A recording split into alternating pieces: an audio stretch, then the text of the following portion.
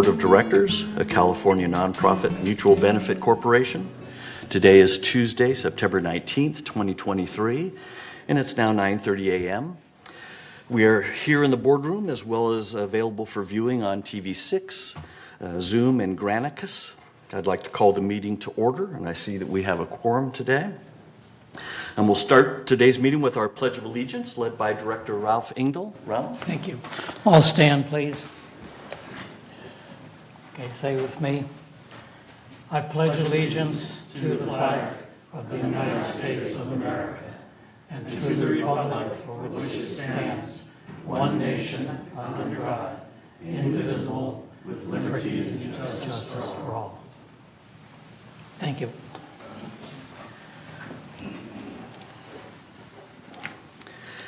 Great, thank you, Ralph. It's now time to approve our agenda for today. Can I get a motion to approve today's agenda? SK moves, Donna seconds. Thank you both.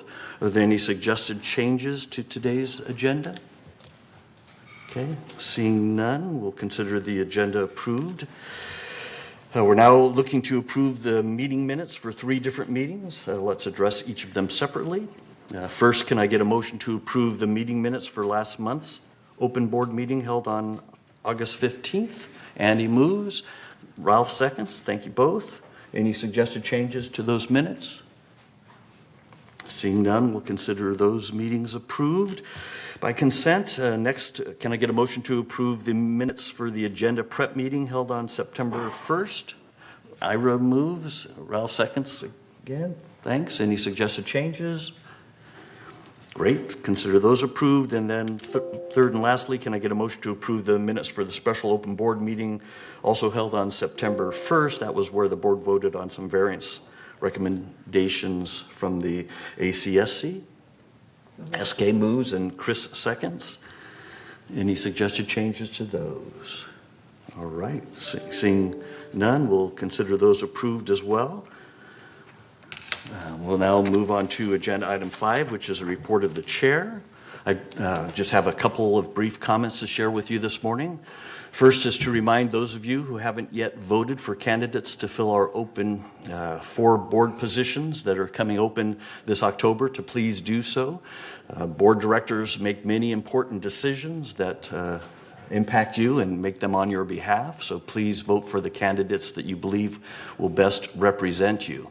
If you don't know much about the candidates, you can read their candidate statements that you should have received with your ballot.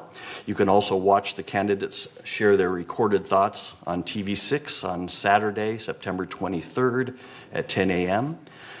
To have your ballot counted, it must be received by Thursday, September 28th, as the ballots will be counted on Friday, September 29th during a special open board meeting starting at 9:30 a.m. here in the boardroom.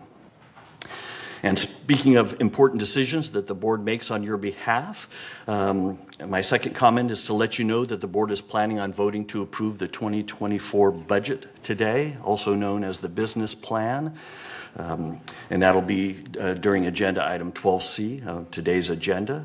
The proposed third 2024 budget calls for a 5% increase, or $27.98, to bring Third Mutual's portion of our monthly assessments from $559.62, which it is today, to $587.60 in 2024.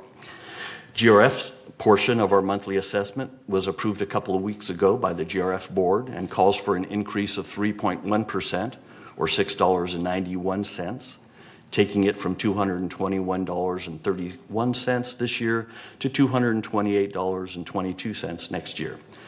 These changes would bring the total monthly assessment, not including surcharges to members that live in 3-story buildings, from $780.93 this year to $816.31 in 2024. Overall 4.5% increase over our current monthly assessment. That completes my brief remarks for today. As always, thanks for listening and thank you for your support. We will now move on to agenda item 6, which is our open forum. At this time, members may address the Board of Directors regarding items within the jurisdiction of this Board of Directors and not on the agenda. The board reserves the right to limit the total amount of time allotted to the open forum to 30 minutes. Each member is asked to speak for no more than 3 minutes. A member may speak only once during the forum, and speakers may not give their time to others. Members not in the boardroom can also share their comments by joining this meeting via Zoom or by emailing your comments to meeting@vmsinc.org to have your message read during this open forum should time permit.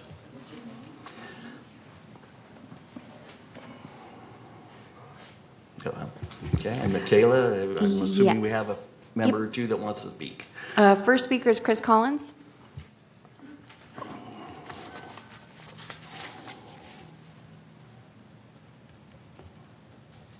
Good morning, Chris Collins, 3306Q, and I'm here with a report on, which is an update on the work of the Foundation of Laguna Woods Village on behalf of residents who are experiencing temporary financial crisis. This topic is planning for the inevitable. Will your wishes be followed? Have you had that conversation yet? When we were teenagers, that conversation had to do with sex. Now that we're in our golden years, the conversation is very different. That conversation is now about our future health care wishes and ensuring that they are followed should we suffer a serious illness and cannot communicate with our doctor. That conversation and ensuring that our future health care wishes are the new focus of the Foundation of Laguna Woods Village, and our topic is called Planning for the Inevitable. There was in August a program that aired talking about this, and there will be subsequent broadcasts. The topic was the series with future broadcasts examining other aspects of the topic. In other words, looking at decisions we need to make before it's too late, but unfortunately often avoid. Tune in and hear Dr. Matthew Jensen, the medical director of the hospice program at the Memorial Care Saddleback Hospital, and Dr. Larry Tran, the inpatient medical director for the hospital. They first highlight what can go wrong if someone's healthcare wishes are not known, particularly if the person is not able to communicate or has lost the ability to understand the severity of their illness. Among the topics that are going to be discussed are the creation of advanced medical directives, the designation of a surrogate healthcare agent, and the California POLST form. That stands for Physician Order of Life-Sustaining Treatment. They discuss who can be an agent, whether a surrogate agent has to be a family member, and how you can change your agent designation, and what happens if two agents disagree about what should be done. Most important, they discuss the necessity of having a conversation about your future healthcare wishes with those that are close to you. So if you have any questions about this topic or the upcoming broadcasts, please contact the Foundation at 949-268-2246 or the Foundation at comline.com. And for more information about the Foundation, please go to our website at the Foundation of Laguna Woods Village. Thank you. Thank you. Thank you. Next speaker is Susan Smallwood.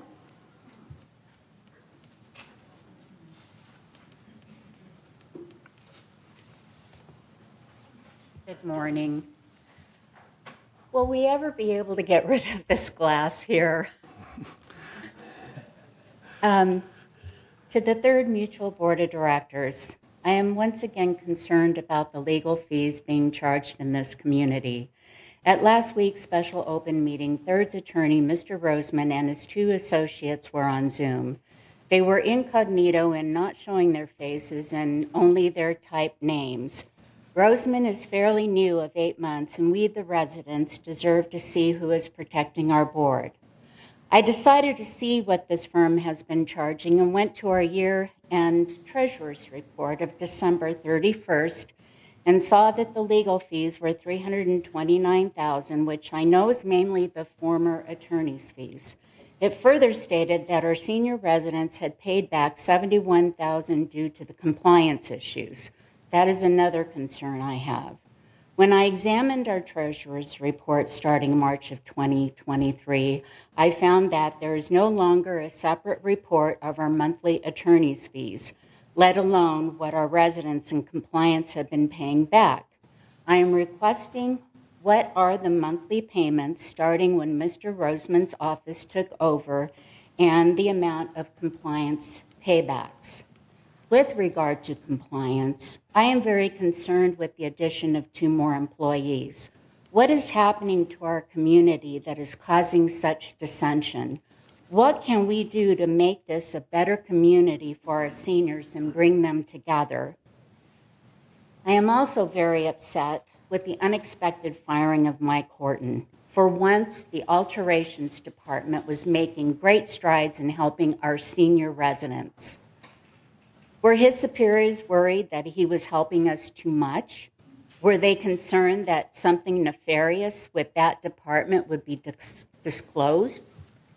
Lastly, I reported a flashing stop sign at Sociega and Cabildo as you leave the community to Gate 10 and never worked since installation. It was my understanding it had been reported. I was told there had been nothing in the system. They sent out employees, and I received a notice that it was working. The employees never went to the other side of the intersection to look at one just 15 yards away. Such a waste and costly expense to residents, as they now had to go back and reinvestigate. I look forward to your answers to my questions above. Thank you. Thank you. Thank you. Next, we have Ms. O'Hara.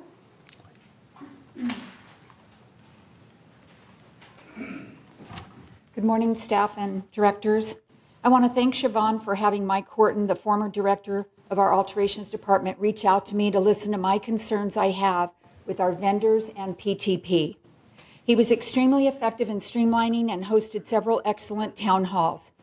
Resident realtors were greatly helped by Mr. Horton's ability to navigate and resolve their concerns. Our relationship with the city building department has also greatly improved because of Mr. Horton. I encourage this board to consider, can somebody turn off their phone, please? I encourage this board to consider inviting Chris Seeley, our building official, to collaborate here weekly with residents and their contractors. I met with Chris on Friday, and he is most willing to do this.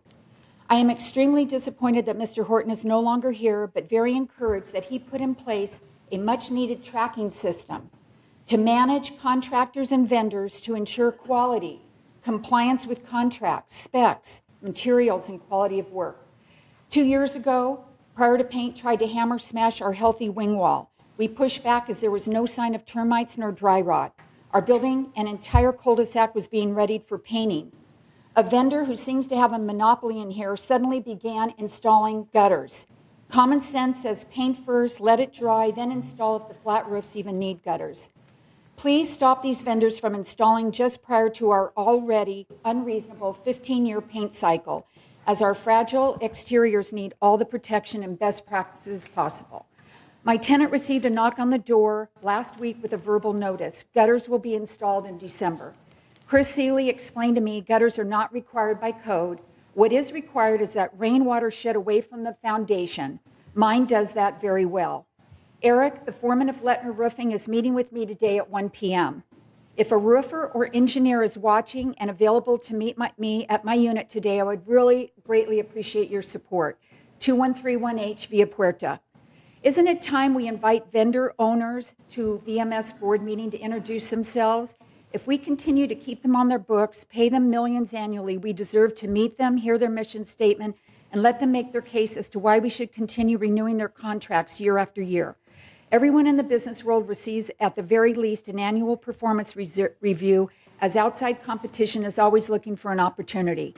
Historically, there has been a dark side to this industry. Residents would like to know we are being taken care of by the highest of standards. Most importantly, I encourage this board, GRF, and VMS to finally hire an independent engineer to determine scope of work for these expensive projects and no longer leave the decision solely to the vendors. Thank you for your time and consideration. Thank you. Thank you. Next speaker is Steve Coe.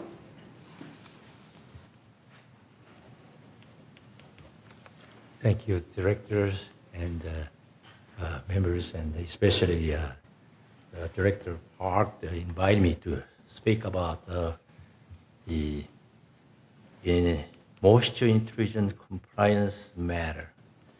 I live in a Gate 11, as you know, it's a one-story home that we have a rain of a month ago or so.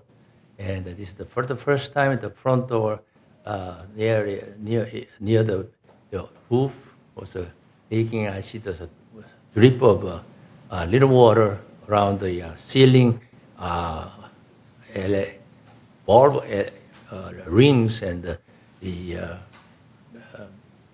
past what do you call the white what do you call the drywall has never been wet. But the next day, graciously, the roof repair department came in and removed the roof, and then they found that they wet, and the paper is roof out, and then the wood sheet was also wet. So they changed everything, and beautifully done, and I really appreciate it. The story is that afterward, the compliance matter came out, and this guy come in and delivered the yellow paper that I needed an investigation further. And then why you needed an investigation? He says we should make sure that everything, and how you do it, have to tear down everything. And then I said, whoa, yeah, I'm the one that really wants something done if there's any problem. So far, I don't see any problem. It's all dry, still looking same as before, and it's already months now. It's nothing happening. And then they are sending me those letters saying that they call me meeting with so-called have a hearing, and I have a appointment on September 28th. But in the meantime, I touch with the director Park, and then he says, come up here and talk about this today, because since he's available today, and that's why here also I'm wondering why you have to do this. I'm the one that wants that done, but in the other way around. Thank you for listening. Thank you. Thank you, Mr. Coe. Thank you. Next speaker is Karen Dotson.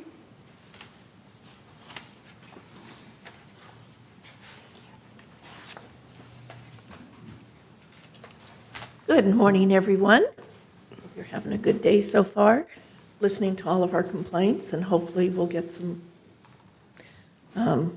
resolution on them. I'm up here this morning on behalf of our building. I'm 32442D. I'm building captain. Unfortunately, we have a wily coyote that thinks he wants to become a resident of our building, and we see him every single day. Recently, he's been walking up the steps to our to our rec room. He is coming into our garages. He is defecating almost every day. We have several people with little dogs. I have called for my instructions to the Laguna Beach Animal Control many times, put a notice out every time someone sees him, they call. So far, nothing is being done, and I have residents who are almost afraid to come out. He is seen almost every single morning, sometimes coming up the steps, sometimes in the garage. We've had 4 times now that we've had to lift up spats that he has done in our garage. So there's going to be a point in time when someone's going to come out in the garage, I fear, and that coyote is going to be there. And obviously, he's not getting enough to eat, and I know he's not typically supposed to attack adults, but if he's hungry enough, I think he will. So I have a lot of residents calling me daily. I have them call, report it. I spoke with John again yesterday at Laguna Beach Animal Control and asked him, I know you've been getting a lot of calls. I've had everybody call that sees him every single day. What are we going to do about this? And he claims that he is giving these messages to a gentleman by the name of Justin Noguchi, who he told me that he would get a hold of me and let me know what they're talking about doing. So far, nothing has been done. I don't know if any of you can do anything. I just want you to know that I've got a building of residents who are quite fearful. So if you can do anything, I would appreciate it. If you can't, I thank you for your time. Thank you. Thank you. Final speaker is Kathy Garris.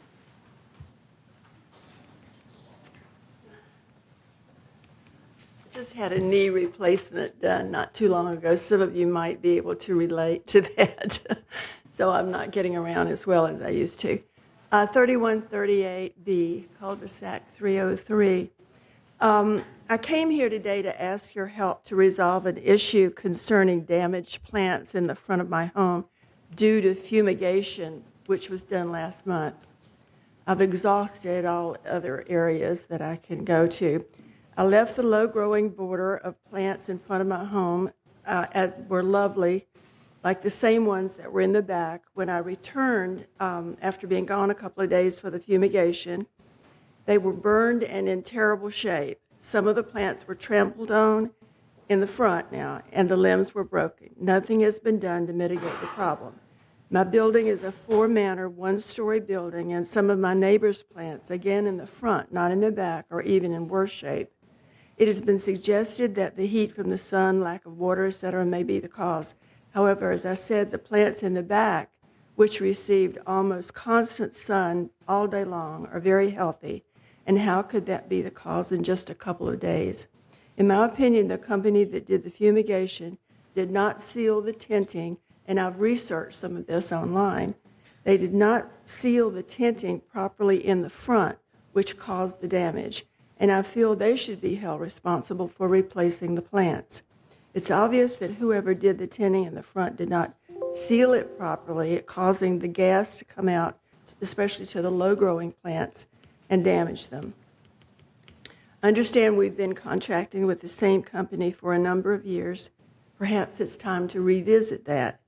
In the meantime, I would appreciate landscaping, trimming back the dead plants and removing the broken ones.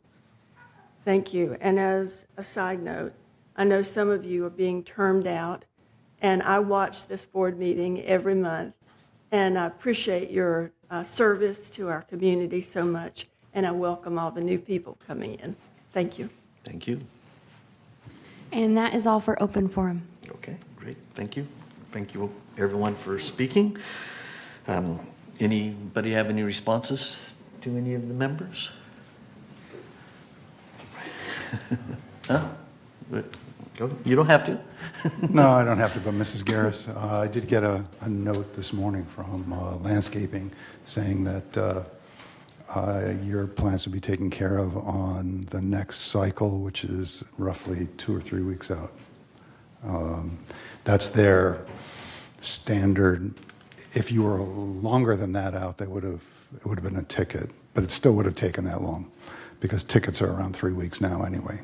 So I just wanted to let you know that what I got this morning. Okay. Thank you. Seeing no others, SK, go ahead.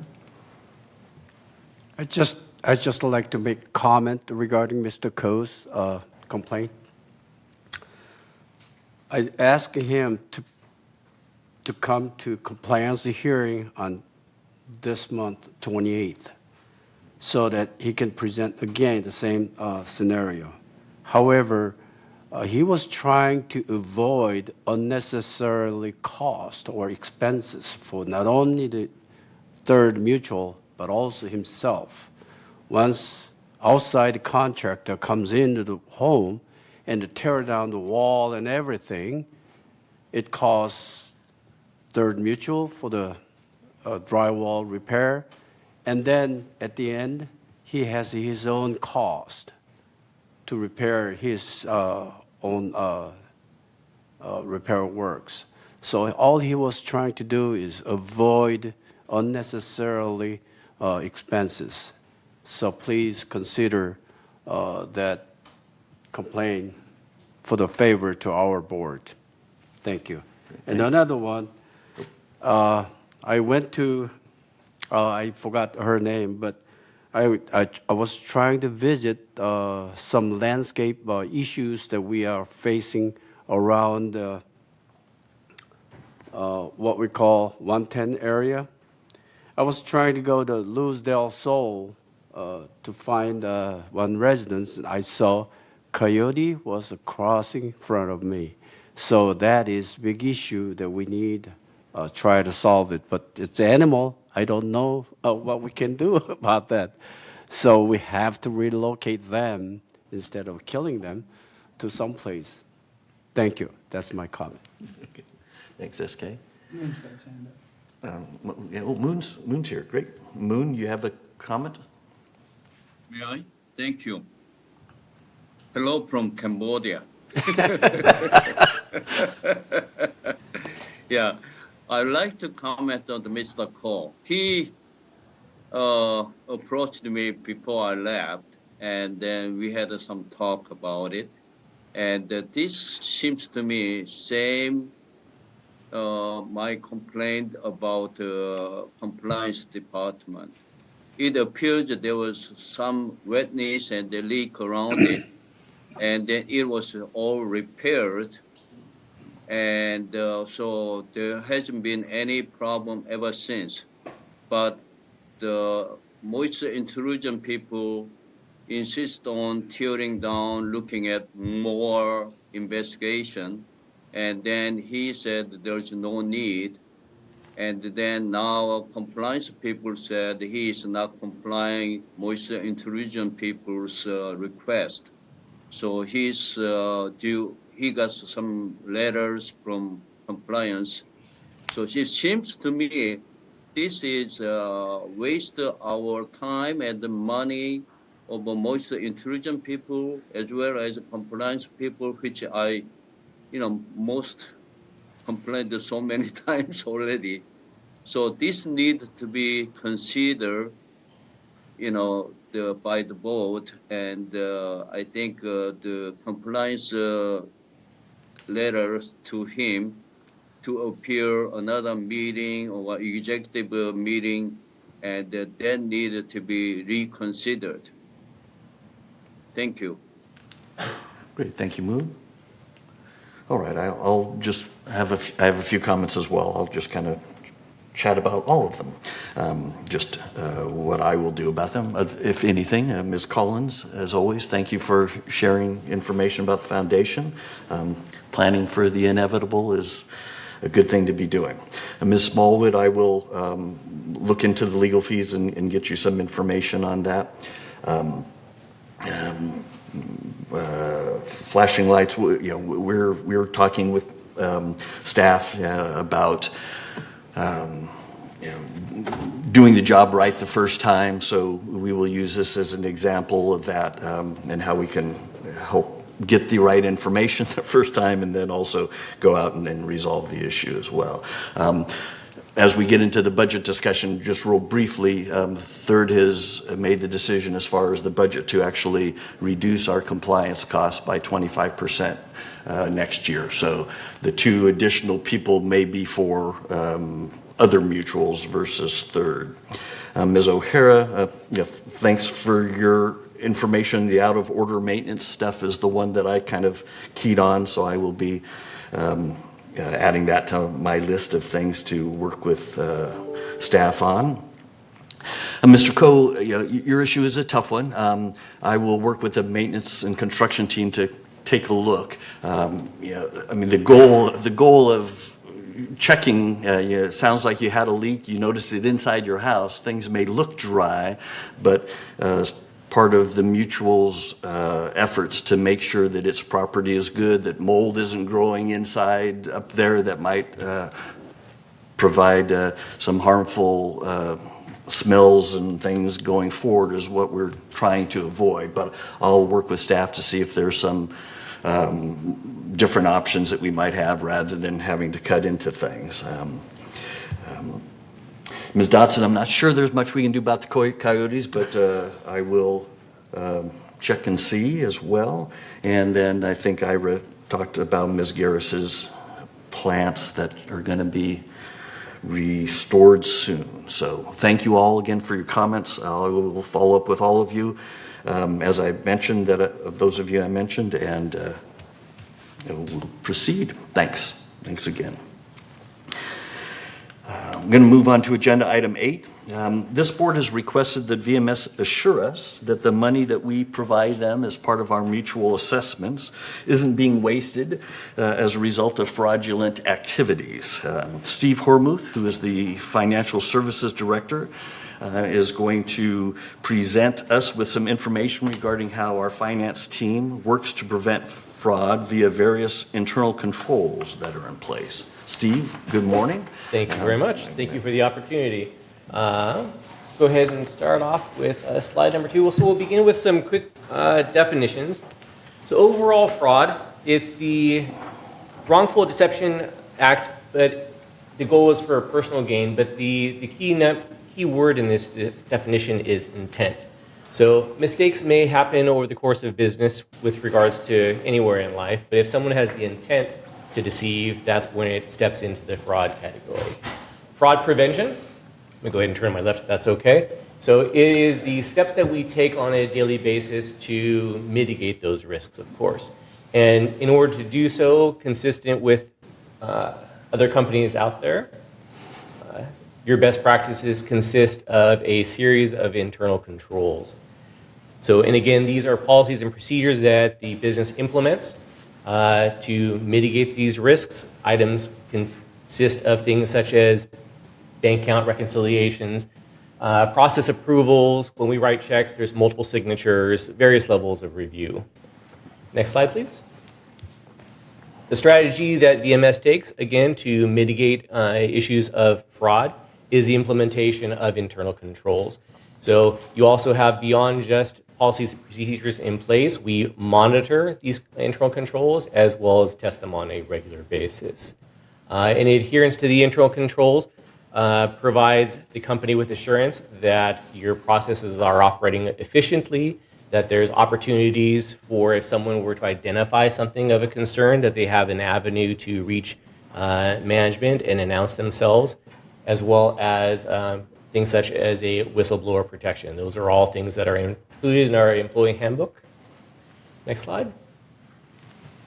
With regards to internal controls themselves, they're broken down into 3 high-level categories. You have your preventative measures, corrective measures, and detective. The best one you can have, of course, is preventative, and those things would consist of typically your system controls. If I don't want someone to have access to a certain file, I can restrict their use. Similarly, when it comes to issuing a wire or issuing a check, only certain individuals have access to perform those functions. Likewise, when it comes to dollars, when we're making payments, within the system, I limit who has access over a certain dollar amount. So over a certain dollar amount, it requires my own approval. Corrective controls, as the name implies, if there was an issue that was identified out in the field or internal within my department, we would reassess, we would apply controls to mitigate that from occurring again. Lastly, you have your detective controls. An example of that I mentioned before is a review and or a reconciliation. The process has already been complete, so we're going to go ahead and take a look to make certain that everything was done appropriately and proceed from there. Next slide.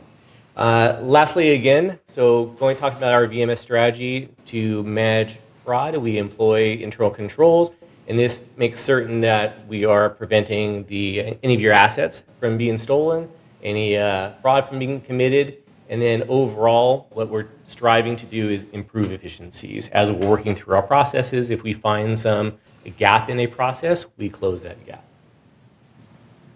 Okay, well, you've always had internal controls in place.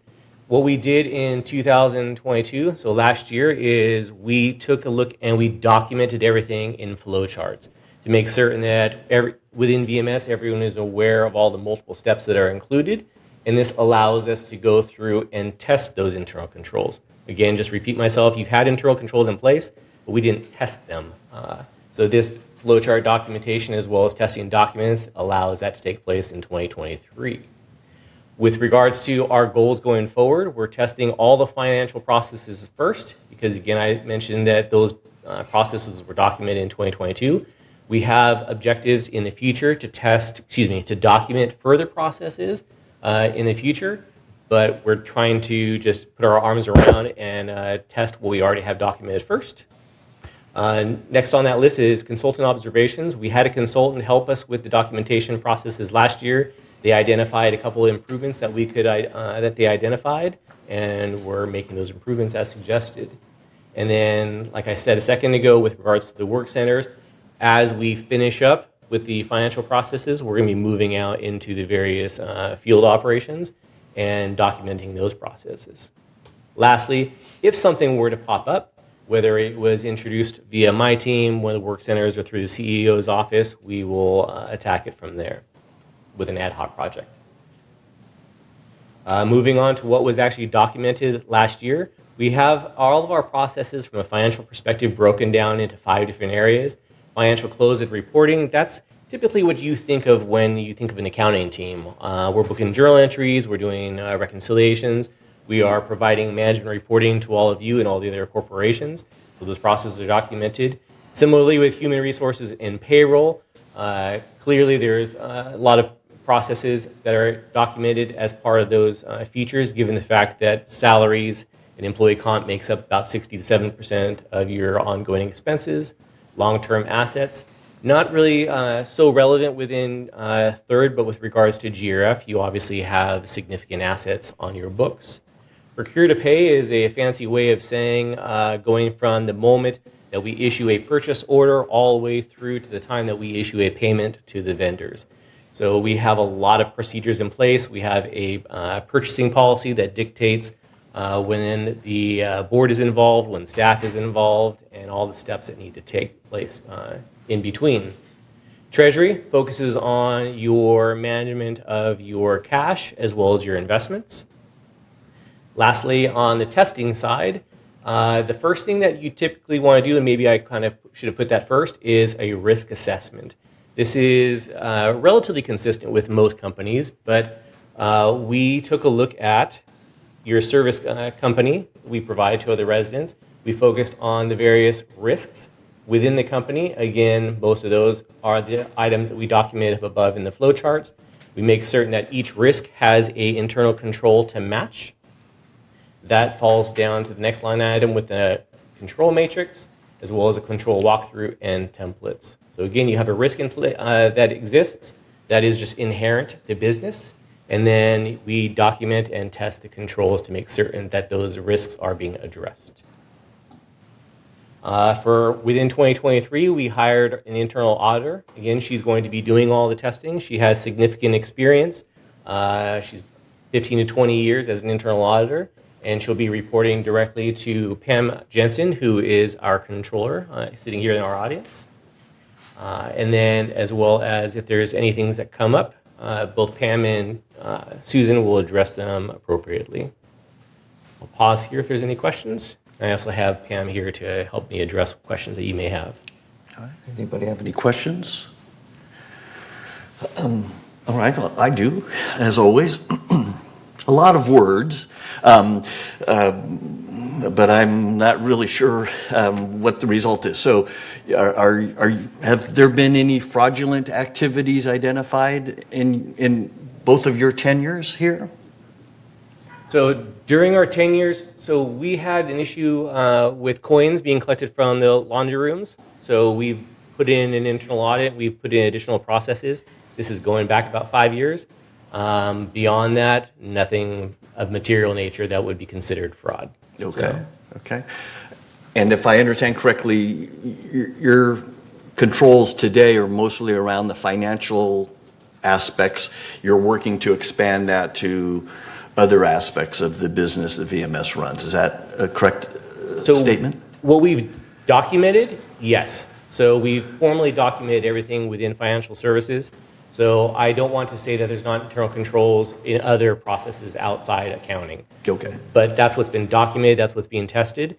As soon as we move, as soon as Susan, our new internal auditor, gets up to speed and starts testing successfully all the internal controls within our department, she's going to be moving out to all the other departments and identifying, working with those teams to identify those internal controls that are in place and then testing those accordingly. Okay. And actually, if I might add, going on what Steve said about the laundry, that is an area that Susan has been working with security. Security has a manual in which they state what are the procedures to safeguard the coins. What happens is there are some gate ambassadors who are trained to go out and pick up the coins and communicate and coordinate with security to bring the coins back to a secure location where there is a security officer who's there. They count the coins. So all of that is documented. What Susan has found is that the framework was there. She has recommended that there just be some further clarification. For instance, they drive around in a car, and the keys to the car, she's saying, let's make sure that it's signed out and signed back in. So it was stated that the keys will be tracked, but she said, let's specifically state sign in, sign out. So that's what Susan's doing, and that's what we envision then. That is a separate work center from financial services. So as projects come about, that same type of thing. Work centers do have their procedures documented, but it's now an internal auditor reviewing them to strengthen. Okay, great, thanks. Any other question, Andy? Hi, Steve. I was wondering how the new internal auditor is going to interface with the outside auditors. Good question. The auditors will have direct access to the internal auditor. So because you are not a publicly traded company, the external auditors don't rely upon internal controls. They do a deep dive into your financials. But they will be asking questions guaranteed of our internal auditor and asking if anything has been identified. So we'll develop that over time. So again, August 15th was her first day. So KPMG is aware that we have an internal auditor who having just started, and then we'll develop those procedures from a reporting perspective. Great. I would just make a request that, maybe quarterly, if not more frequently, we hear the results of what this new auditor is doing and finding, so that we can continue to assure the board that everything is working as we're expecting. Okay. Appreciate the presentation. Thank you. Thank you. Thanks. All right. Moving on to agenda item 9, which is the CEO report. Siobhan. Thank you, Honorable President, members of the board. This morning, I want to touch on 2 items. The first is how residents can stay abreast of what's happening in the village. And secondly, how residents can be sure they receive the information that they want to receive. Very briefly, we have 5 touch points for residents, and I'm going to go through each one of these individually. So I'll move to the next slide, please. In terms of digital platforms and email, there's What's Up in the Village. This is sent every Friday to nearly 17,000 recipients via email. It covers news and events, amenities and activities, reminders and information, village television movies, all upcoming meetings, and so forth. Residents may subscribe to digital communications from our communications division on the village website. They need to go to lagunawoodsvillage.com and select Contact Us. That's circled in red on the screen before you. Please scroll to the bottom, complete all fields, and request subscription to village communications, emails, and alerts. Residents may also make the same subscription via email request by emailing info@lagunawoodsvillage.com and request to enroll in village communication emails and alerts, including What's Up in the Village weekly e-blasts. Please email info@lagunawoodsvillage.com and request to receive emails from GRF, as well as your housing mutual, depending on where you live, Third or United, since the presidents of each of these corporations send regular communications to their members. Please include your name, manor number, and an email address. And please note the email address you have on file with Resident Services does not subscribe you to What's Up in the Village or any of the other things I just mentioned. You must request a subscription to the communication information. Residents may also check the latest news on our website. And again, that's Laguna Woods Village News, and then go to News Home. There's also real-time information and updates available on our Facebook page. I I want to mention Code Red emergency notifications. This is a way to receive voice, text, and email messages in the event of an emergency. To enroll, you may visit lagunawoodsvillage.com and click on the Code Red icon in the top left-hand corner. Please complete all Code Red form fields. Alternatively, residents may complete a hard copy form. They're available at the concierge desk here in the community center lobby, or you can take the form with you and fill it out and send it back in. The form is also included in the April and November mailings that each of our members receive. In terms of print communication, the Village Breeze magazine is the primary hard copy communication that we use, and this is paid for through a partnership with Memorial Care. If you could go to the next 2 slides, please. It's delivered bi-monthly to each manor. It features information of interest to our active adults. It has columns with news and updates from VMS departments. It has resident-driven content and community-connected, and has helpful information, maps, phone numbers, email addresses, and so forth. It's also available throughout the community at our clubhouses, the Clubhouse One Fitness Center, the Golf Pro Shop, and so forth. All the locations are listed on the screen before you. Residents may watch board and committee meetings. They may view meeting calendars, agenda, reports, and minutes.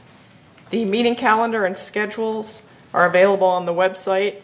If you go to lagunawoodsvillage.com and select calendars, you can see that on the screen before you. You have the option to select calendars, and then you can specify all governance boards or a particular governance board. To watch live past open board meetings, please follow the path to Granicus. And again, you access this by clicking residents on our homepage, and then board meeting videos at the bottom of the list, also circled in red. To watch live board and committee meetings, they're available under upcoming events. To see the past open board meetings that have been recorded, these are available on archived events. Residents may watch many open board and committee meetings via Zoom. To do this, look for the Zoom meeting link in the open forum section of each respective board or committee agenda that is posted. And these again are posted to Laguna Woods Village under the calendar section in the All Governance Boards calendar. Click on the link a few minutes prior to the meeting to launch Zoom, and then select Open Zoom Meetings and launch the meeting when prompted. There is no password or registration necessary. Residents may also watch board meetings on TV6. Monthly open board meetings are televised live on their respective Tuesday at 9:30 a.m. All board meetings are replayed the following Thursday at 1:30 p.m.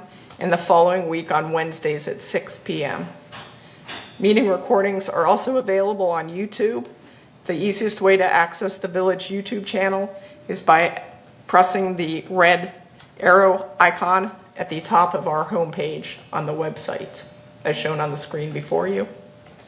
To find recreation activities and classes, again, please go to the Village homepage and select Amenities, and then Activity Calendar, and you can see the events, classes, and activities by day on the calendar to the right side of the screen. Village Television TV6 offers an array of programming, including This Day and movies, as well as other live programming, such as Let's Talk Tech and Discovering Laguna Woods Village. A common question is, how do I sign up for the various lists? This is kind of the meat of my presentation this morning. This includes our marketing and communication email lists, the association membership list, and the preferred delivery method. In terms of marketing and communication email lists, the email you have on file in Resident Services does not subscribe you to what's up in the Village and other communications. You must request a subscription. Residents may opt in and can opt out of email lists used for communications.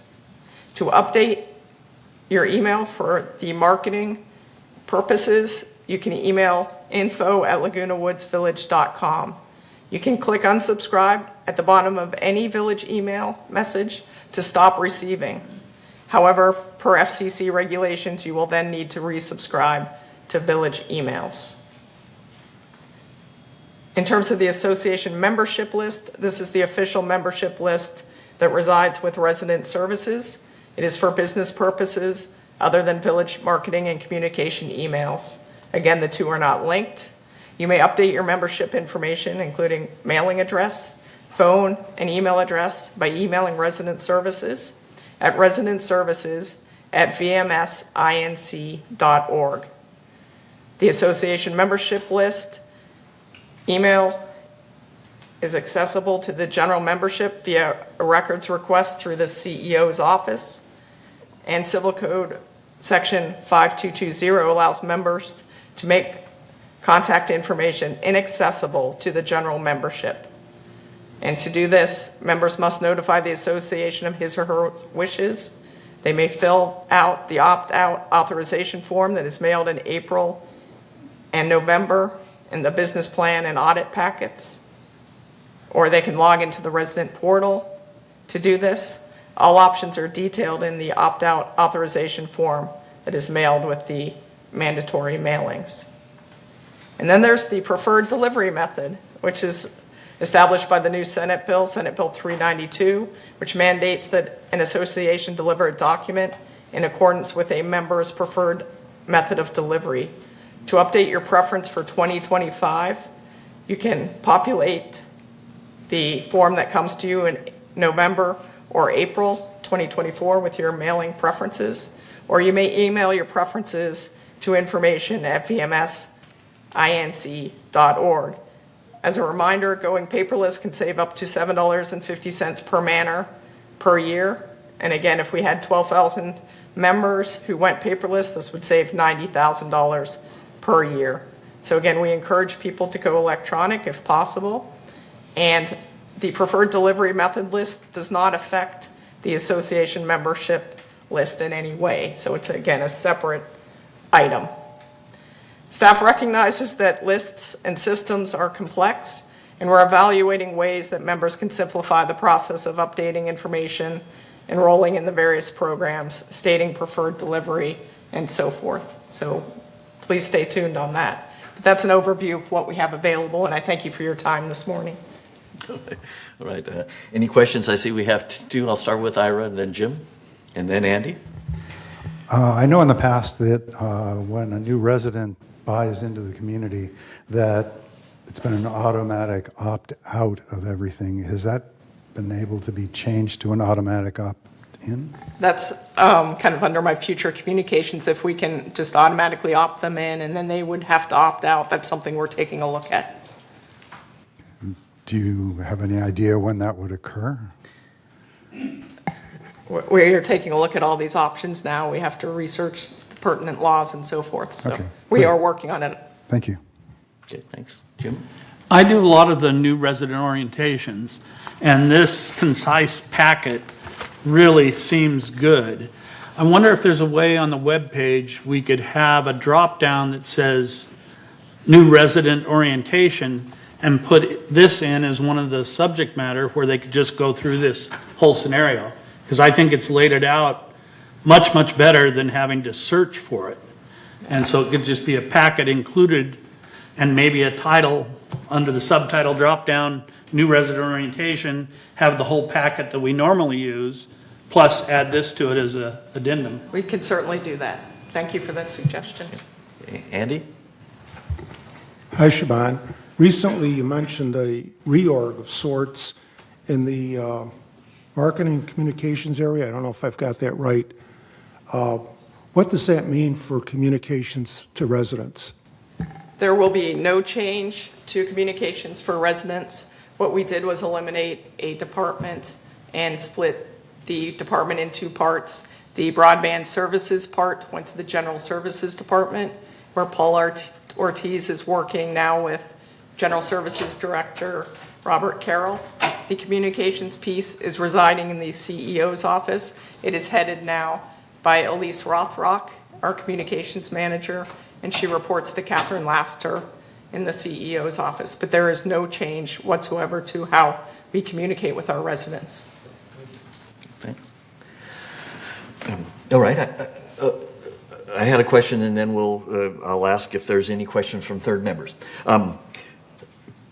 Page 31, you mentioned years 2025, 2024. So does that mean we have to request our preferred delivery method every year? We do per this state law, and the response date is September 1st. So Okay. September 1st was the date for 2024. And since that's passed, now any changes in that delivery method would be for 2025. Okay, so if I Again. went in today and sent an email to info for 2025, I wouldn't have to worry about it until after September 1st of 2024. Yes, that is Okay. correct. Okay. As all right. confusing as it may be, that's the. Okay, well, we understand that, if the state is mandating it, then it will tend to be confusing. Thank you. Okay, that was all I had. Any others? Do we have a member comment? Yes, just one from Miss Carol Moore. When I heard the $90,000, it really caught my attention. I do it that way, but I'm wondering, I've heard people concerned, the date that you take it is around the 10th, as I recall. I don't know, but I think it is, that can the person determine the date? The reason I'm saying that is perhaps their income means that they don't want it on the 10th. The 15th is when I've just heard this before, and I wonder if you can adjust that. Carol, I'm sorry, I'm not understanding your question. Okay, and I'm referring to the assessment. Oh. My assessment, I do have direct, and mine occurs, I think, around the 10th of the month, as I recall. I did it years ago. Okay. And we found the same thing. But I've heard people say that they have an income that comes, let's say, later. Can that be adjusted, or is there only one? Please let me check on that and see if there's any That might flexibility, and I'll share that encourage information. others. Thank you. Okay, thank you.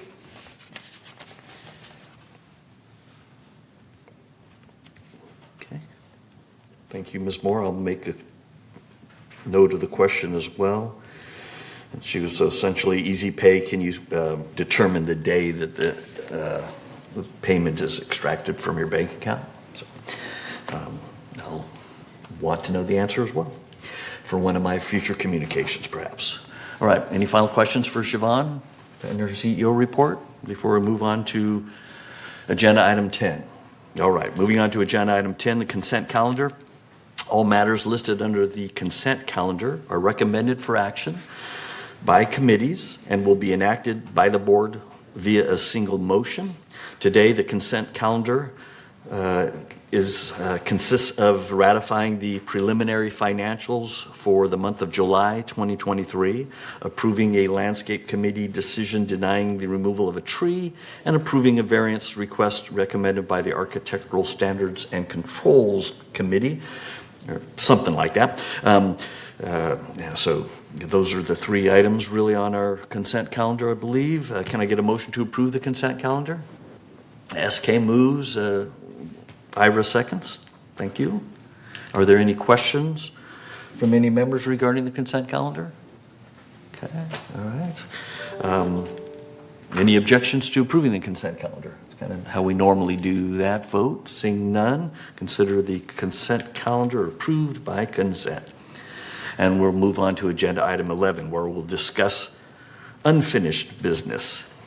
Agenda item 11A is for the board to entertain a motion to rescind Third's current barbecue rules and regulations.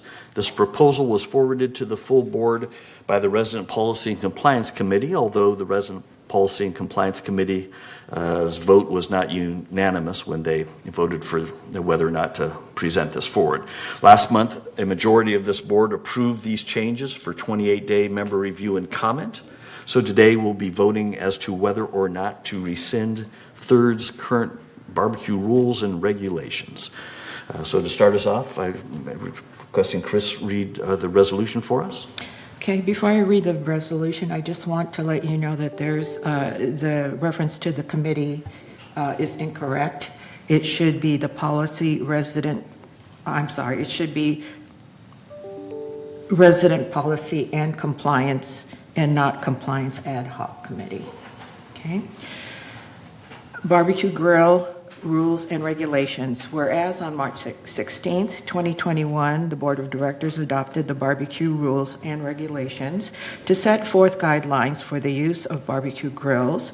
And whereas the Resident Policy and Compliance Committee has recognized the need to reevaluate the barbecue grill rules and regulations and determined that they are constricting to the members and should be rescinded in its entirety. Now therefore be it resolved on September 19, 2023, the Board of Directors of this corporation hereby rescinds Resolution 03-21-18, the barbecue grill rules and regulations, and resolve further that the officers and agents of this corporation are hereby authorized on behalf of the corporation to carry out this resolution as written. Great. Thank you, Chris. Can I get a motion to approve the rescinding of the Thirds barbecue rules and regulations before we discuss it further? Jim moves, Ira seconds. Thank you.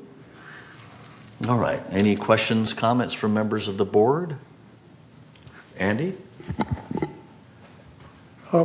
Mark, is there a procedure, and I know there is, to amend this resolution so it's not an all or nothing kind of thing? In other words, when would I make a proposal for an amendment to this thing? I think you can make that proposal now. Make a motion to amend this and see if you get a second. I make a motion to amend the resolution currently before the board to exclude charcoal barbecue grills for three-story buildings. Okay, all right. Everybody understand that motion? He's requesting we don't rescind the entire policy. We rescind it all, but... There's a carve-out in effect for three-story buildings that would continue a prohibition on charcoal grills. Okay, I understand that. Oops. Anybody want to second it? Okay, Ralph, are you wanting to second it? Or are you having a question on it? I would suggest changing from the wording from barbecue grills or charcoal grills to any open flame grill, and that would include the charcoal when you're igniting them, unless it's an electric igniter. Okay, that's so completely different thing. So you weren't seconding his motion, you were trying to even make an update of the first motion, second, now a third suggestion, correct? Trying to modify. I might suggest, let's see how this goes, and then see. Jim, you were seconding his? No, I want to comment too. Basically, I want to define what I feel is the purpose of rescinding this, and it's to rescind it and get a clean slate. And then we put in new barbecue rules that are much more concise and understandable. The way they're written now, they're so convoluted. They want a type of tank that doesn't even exist for propane. So basically, we just wanted to wipe the slate clean and start over, rather than amendment to amendment to amendment, because we've run into cases where we have resolutions and then we find a resolution we forgot to get rid of, and so we're caught between two different resolutions where one wasn't superseding the other, and it just gets so convoluted. So the purpose of this is to wipe out this bad set of rules that's hard to follow, completely unenforceable, and start over with a new set of rules. Okay. All right, so I'm going to go back to, do we have a second of Andy's? Was there a second? Did he second? No, I think he was trying to change it still. So he wasn't seconding yours. You were trying to change it still, right? Yeah. Okay. So it we don't fails. have a second of So it yours. If fails. you have a new motion, you can, or we can just... I would say by discussion, if Jim is right and what you want to do is wipe the slate clean, why can't you do that by simply writing the new resolution, which obliterates all previous ones? That's what's usually done on these things. Do you follow me? I follow you. So Andy, your motion wasn't seconded. Okay, fails. so right now, the motion on the board is to rescind the current barbecue policies. Are you making a comment on that?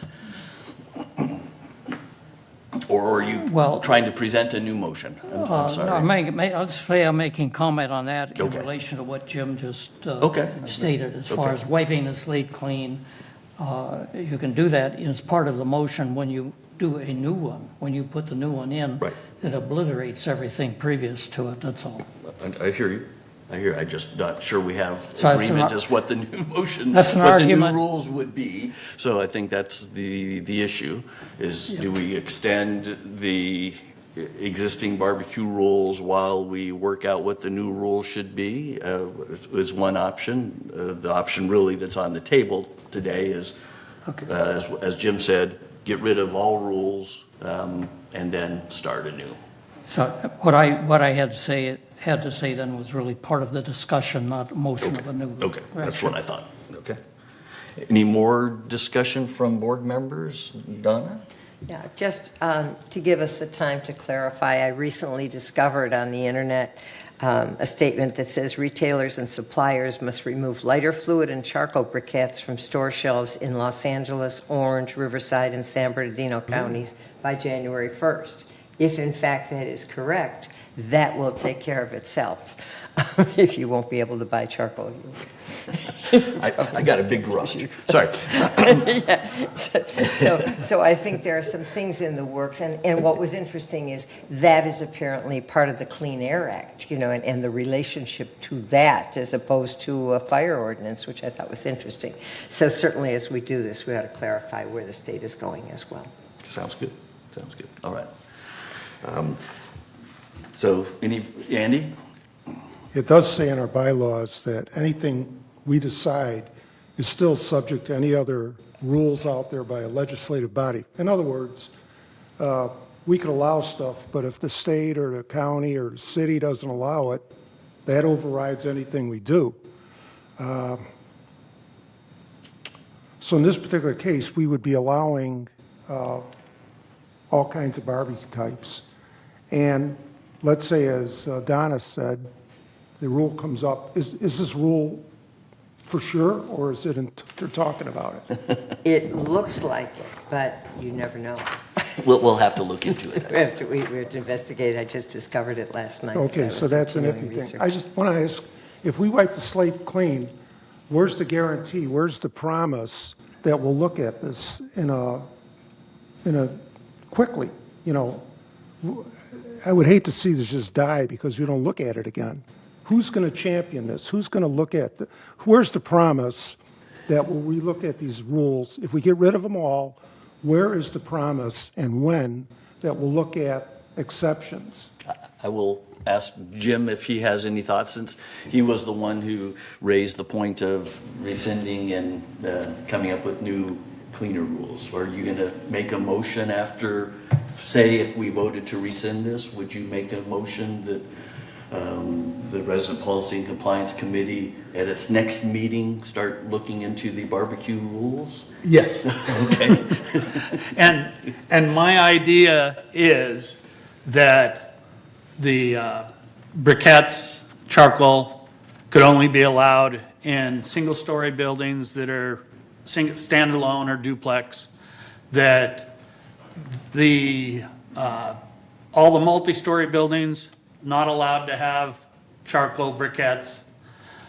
The multi-story buildings can have electric barbecues, and even though I would think that would be the safest for the HOA, I also think that there's cases where people can't use electric barbecues because a lot of the units don't have outside electricity. They don't have duplex plugs. So I would also suggest that we allow propane, and instead of the oddity of how it was written in the old rules, that it be allowed to be the size up to the standard, which whether you call it a 20-pound or a 5-gallon, that's the maximum size propane tank that can be used on the propane grills. Okay. That's the where I think we That's should the go. rules, how you would write them. Okay. That's how I would write them. Okay, got it.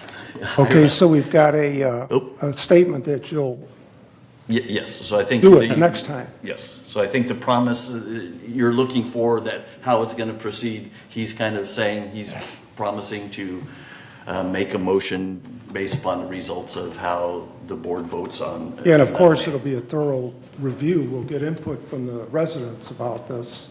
So, okay, all right, I trust you, Jim. You're a good guy. I trust you. So that's it. Thank you. I've already written it up like 4 times. Okay. Your thoughts. I'll suggest it to Your the thoughts. compliance. Ira. And I would second Jim's motion of what he would ask for from the Oh, compliance. okay. So Andy's covered. Okay. All right. Any other comments from the board before we go to member comments? All right. So it's now time for member comments. So you just note, similar to the open forum, the board will limit the total amount of time allotted to member comments to 30 minutes should we need to, just to try to keep this meeting moving along. So Michaela, do we have any member comments today? Yes, we have 2 in-person comments, and then the remainder are emails. The first one is from Stuart Hack.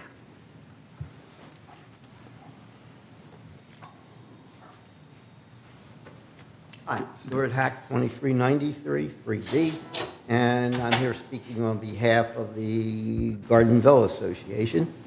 So we're 3-story buildings, and the input from the Gardenville Association is pretty much what Jim and Ira said that they would vote for and suggest at the next committee meeting of the Residential Rules Committee. And if that's what they're going to do, I think that will solve the issue. Although I think it's possible we could have solved it here with another motion, but we'll accept that. Thank you. Thank you. Thank you. Next speaker is Jim Southworth.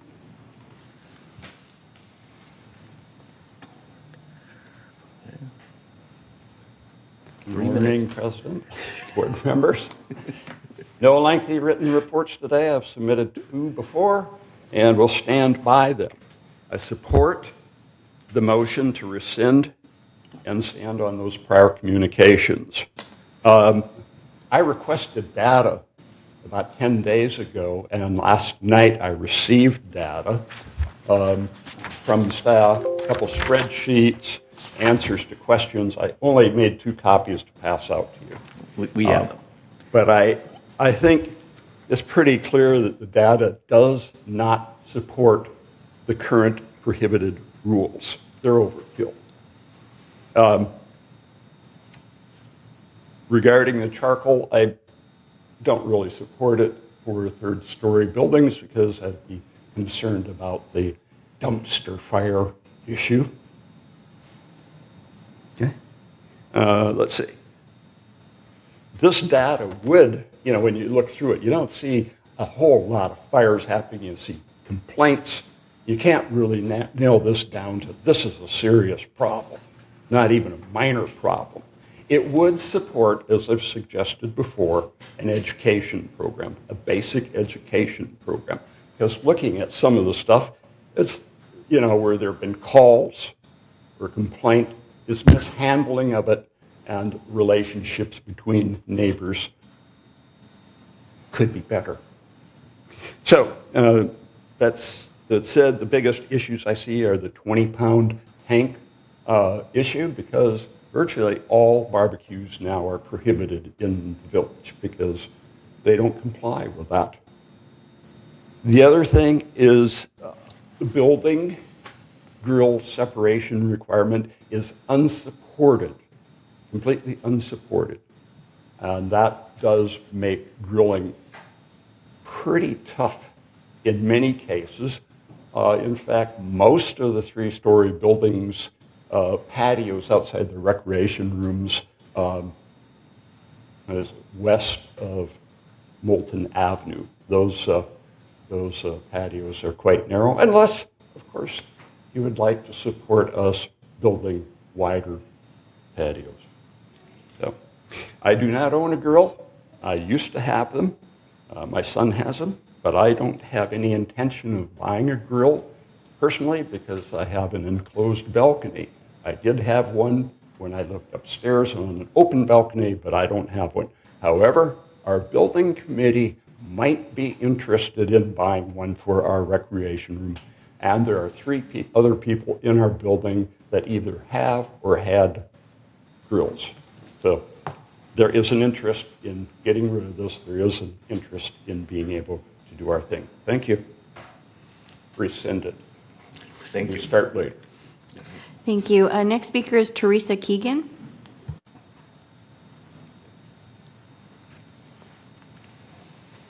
Teresa Keegan, 3420. Thank you very much for considering this and for bringing our rules into enforceable, knowledgeable, accurate, community-minded way of living. And I think if you rescind this rule, it gives us a clean platform to move forward. And I would appreciate you rescinding it. Thank you. I'm going to go ahead and read the resident emails. The first one is from Joey Sims, and they said, in regards to the barbecue rules, please do not allow in 3-story buildings. We are now having problems with people cooking on balconies, pot smokers on patio, no more. The next one is from Jane West, and they said, I would like to see the prohibition of charcoal grills rescinded. A lot of us barbecued for decades prior to moving here and are capable of managing charcoal, especially when you love to cook Thanksgiving turkeys on your grill. The next one is from Jamie Palo.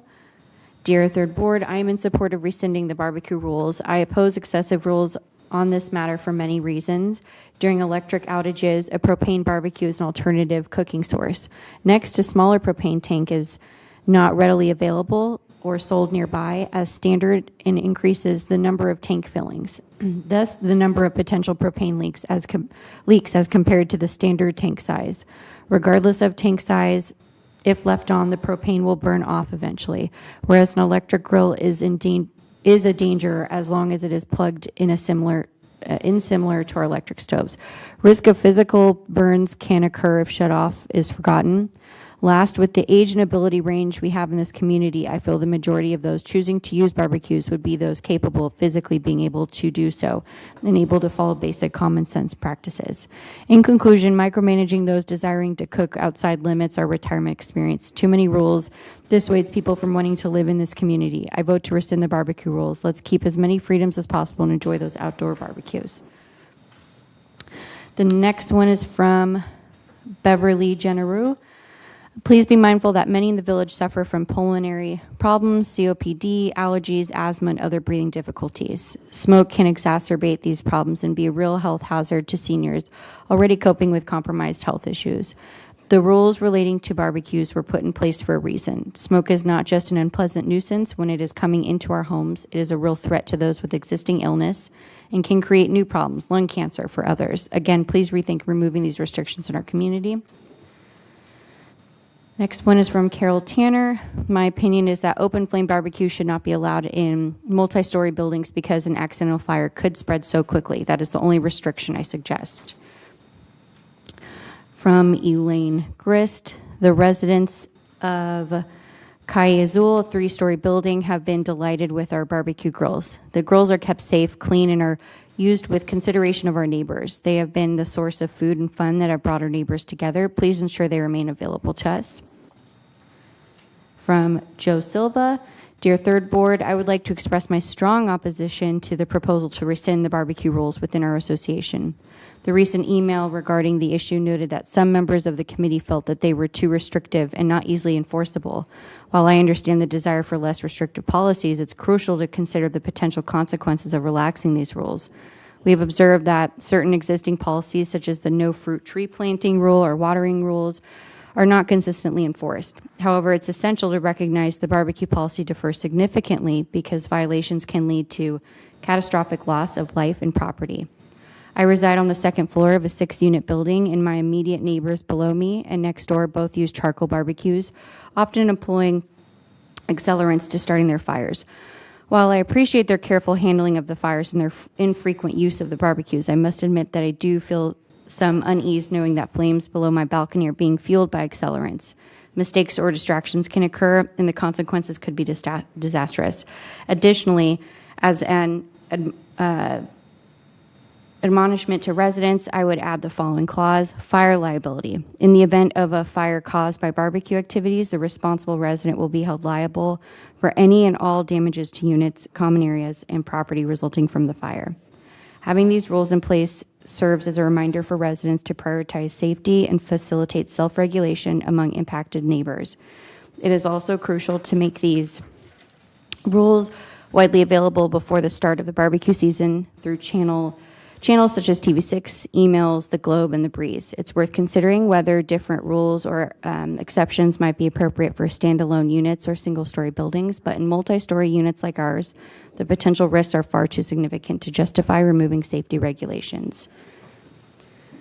Next one's from Jeffrey Juno, and they said, I oppose to refund the barbecue rule to 2 or 3-story building residents. The smoke will cause health issues for residents, and the possible fire hazard is impossible to avoid. From Lynn Katz, and they just asked a question. They said, if we rescind the barbecue policy, would it affect our insurance coverage or premiums? Just a few more from Mark Richter. I read with interest the proposal to rescind rules governing the barbecue rules, and I have only one question. Why rescind reasonable and practical rules that promote fire safety and avoidance of nuisance for all third, mutual, and residents, especially at a time of ever-increasing property insurance costs? Thousands of residential fires have been caused nationwide each year by people mishandling barbecue lighter fluid and by disposal of hot coals in trash cans and dumpsters. I'm a resident in the 3-story Garden Villa unit and have been told by a longtime resident that a fire was started by someone dumping hot coals down the trash chute prior to the current rules being adopted. Similarly, the fuel tanks for gas grills constitute a significant risk for fire or explosion if the valve is not securely closed and detached from the grill after each use. Considering the age and variable physical and mental abilities of many Third Mutual residents, the potential for a major catastrophe is significant.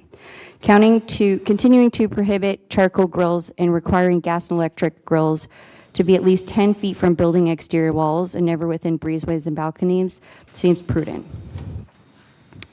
The next one's from Norma Jean Brady. They said, first of all, any rule quietly put in place is a sign of communism. We, the people, have the right to make these decisions and not the minority leaders. What I'm about to say is not based on fear, but fact. We are in too close proximity to have endure the smoke and smell of neighbors' barbecue. I know this firsthand. Billows of smoke would blow into my apartment from the apartment below me. I had to shut down all doors and windows on a hot day. I never complained, although I should have. I'm speaking from my experience, which made living in a 2-story building near impossible. I'm a vegetarian for 66 years. I'm now an owner in a 3rd-story building. I do not want the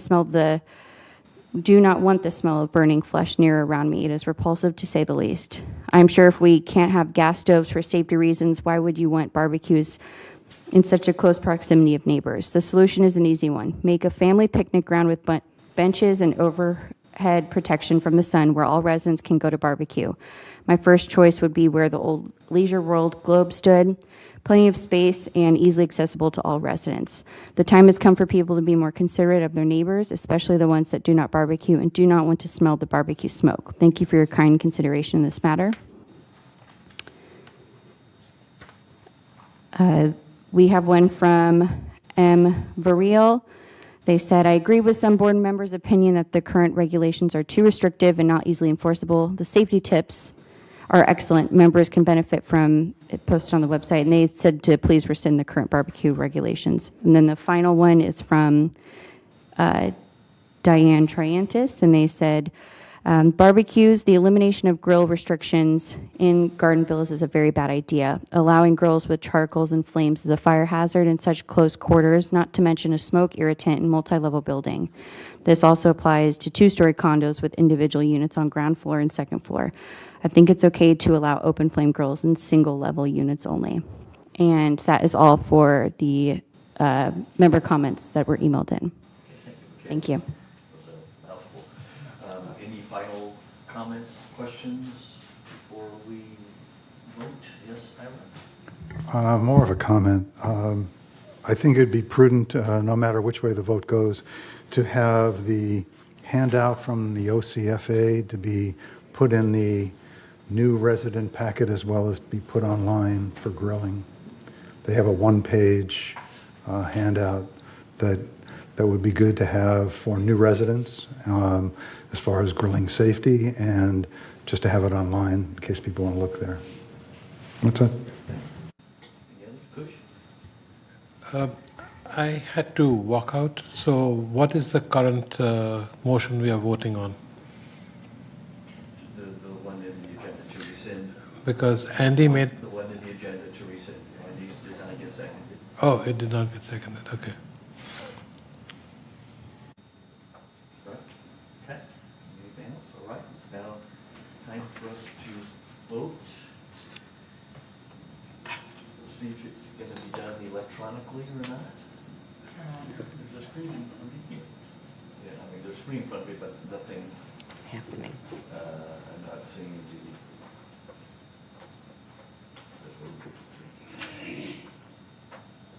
now it is.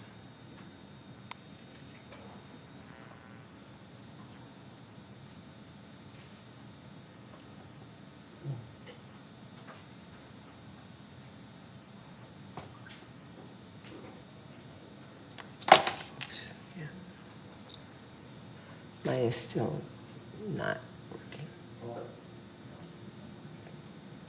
Paul? Mine's not working.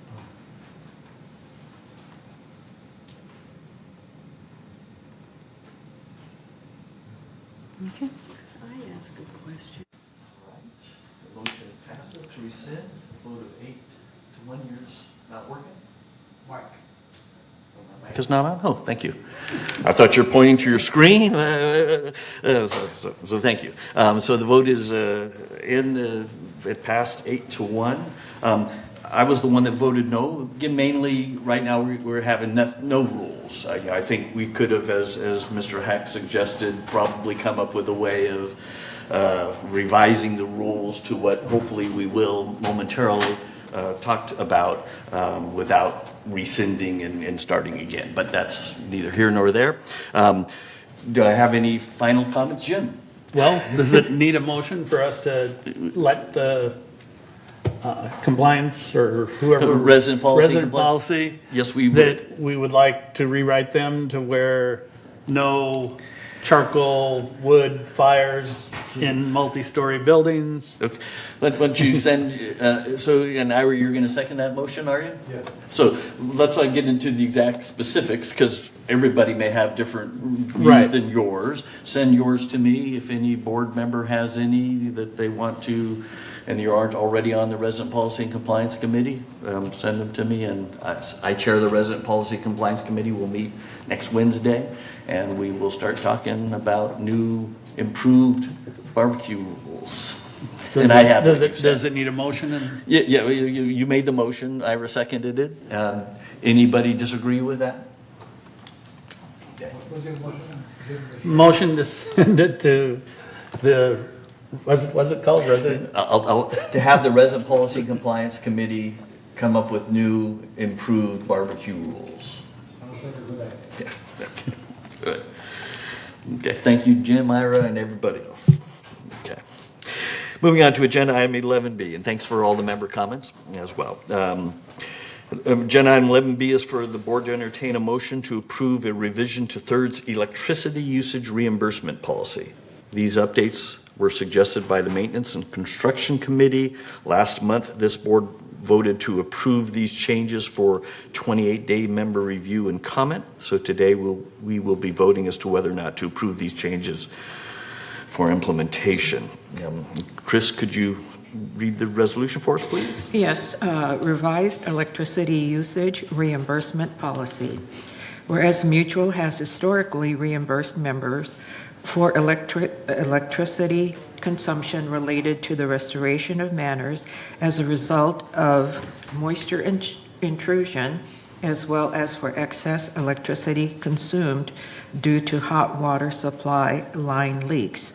And whereas the mutual is interested in revising the current policy to reflect increases in electricity rates. Now therefore be it resolved, September 19th, 2023, that the Board of Directors of this corporation hereby adopts the revised electricity usage reimbursement policy as follows.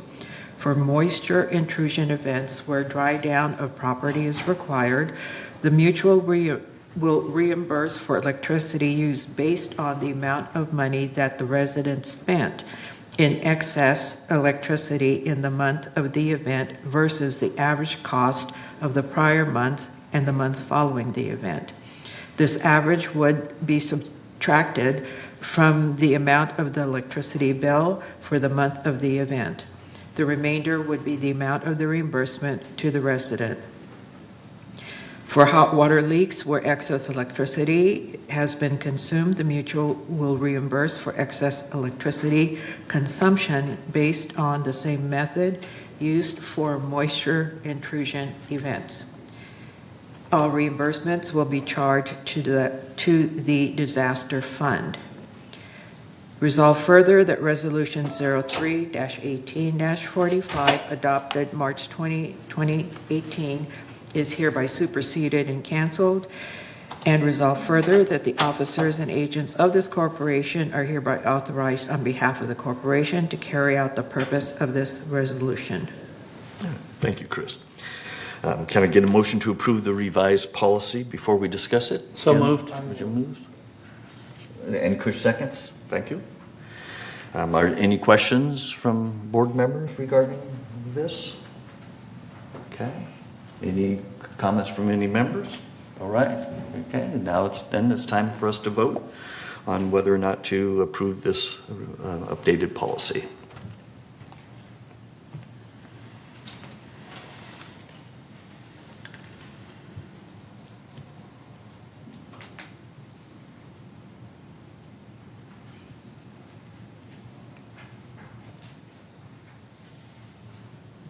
Okay, the vote is in, so it's 9 yes and no no's, no abstentions. Thank you, board. And staff will implement this now. Moving on to agenda item C, it's for the board to entertain a motion to approve a revision to Third's alteration fee schedule. These updates were suggested by the Architectural Controls and Standards Committee, also known as the ACSC. Last month, this board approved these updates for 28-day member review and comment. So today we'll be voting as to whether or not to approve these revisions to this fee schedule for implementation. Chris, would you please read the resolution for us again? Alteration fee schedule. Whereas alteration and variance requests require significant staff time for proper processing, including research, report preparation, presentation to the appropriate committee and board. And whereas in order to offset a portion of the administrative costs associated with processing alteration applications, the board has adopted an alteration fee schedule. And whereas the attached revisions to the alteration fee schedule are recommended to be approved by the board, and whereas the new alteration fee schedule better aligns the fees with the administrative time it takes to process each task. Now therefore be it resolved September 19, 2023, that the board hereby adopts the revised alteration fee schedule as attached to the official minutes of this meeting and this resolution. And resolve further that future revisions to the alteration fee schedule will be included in the annual assessment letter packet and the finance department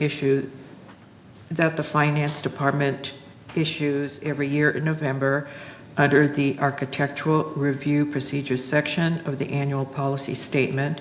And resolve further that Resolution 03-23-43 adopted April 18, 2023 and Resolution 03-23-69 adopted June 2023 are hereby superseded and canceled, and resolved further that the officers and agents of this corporation are hereby authorized on behalf of the corporation to carry out the resolution. Thank you. Can I get a motion to approve this revised fee? Jim and Andy. Jim moves, Andy seconds. Thank you. Are there any questions or comments from board members? All right. Any questions or comments from Third Mutual members? None? All right. It's now time to vote on this as well.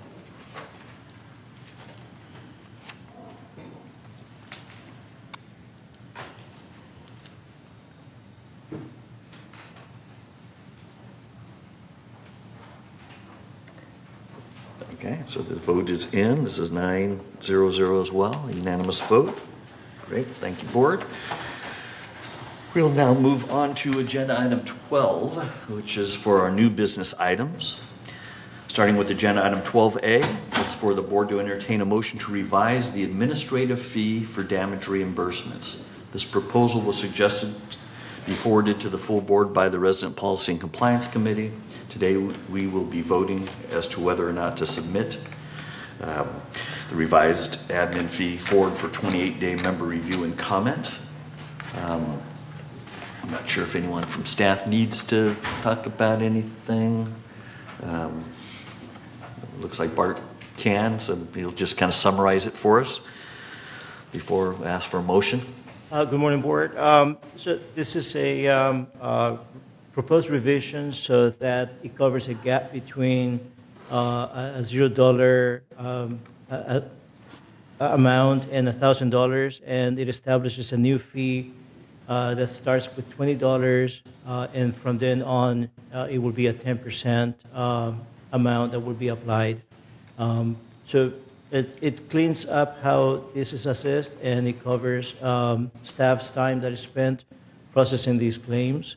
I'm available to answer any questions that you may have. Okay, all right.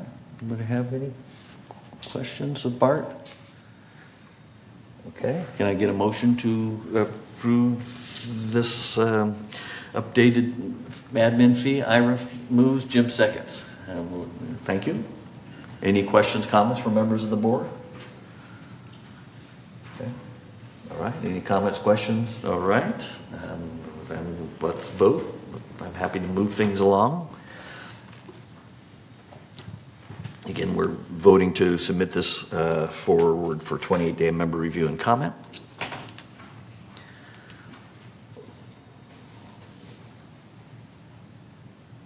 All right, and voted as a couple of people have dropped out, but it was 7-0-0.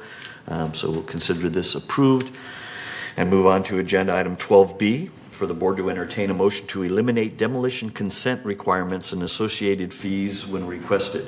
These updates were suggested by the ACSC, and today we will be voting as to whether or not to submit this resolution forward for 28-day member review and comment.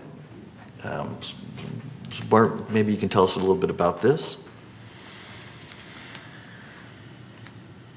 So currently there is a requirement that whenever you're doing an alteration, that you can obtain a demolition permit if the alteration requires demolition.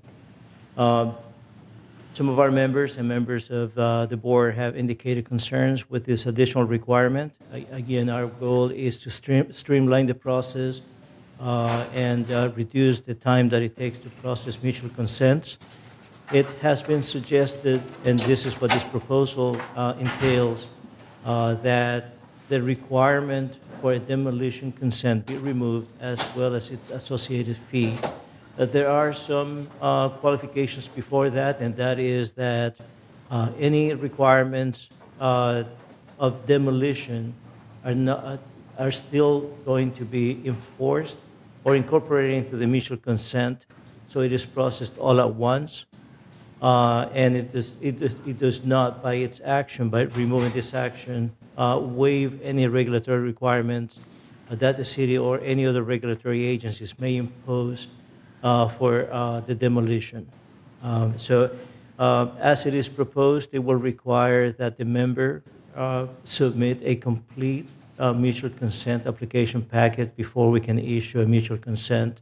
And at that time, then the member can submit to the city for a city permit. that is in essence what is being proposed. I am available to answer any questions that you may have. Okay.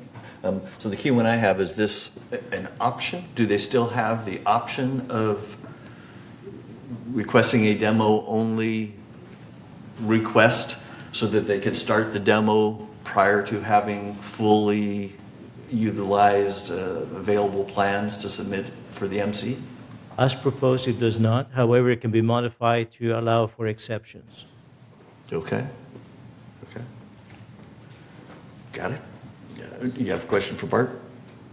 Yeah, so why can't you get just a demo permit or demo mutual consent without, for anything, for if it's your option and you don't know yet, you haven't selected a design firm, you are going to be waiting a long time for particular appliances or cabinets or whatever the case may be, don't know if you're going to have to do some engineering to remove a wall, which would come with the permission to build, basically.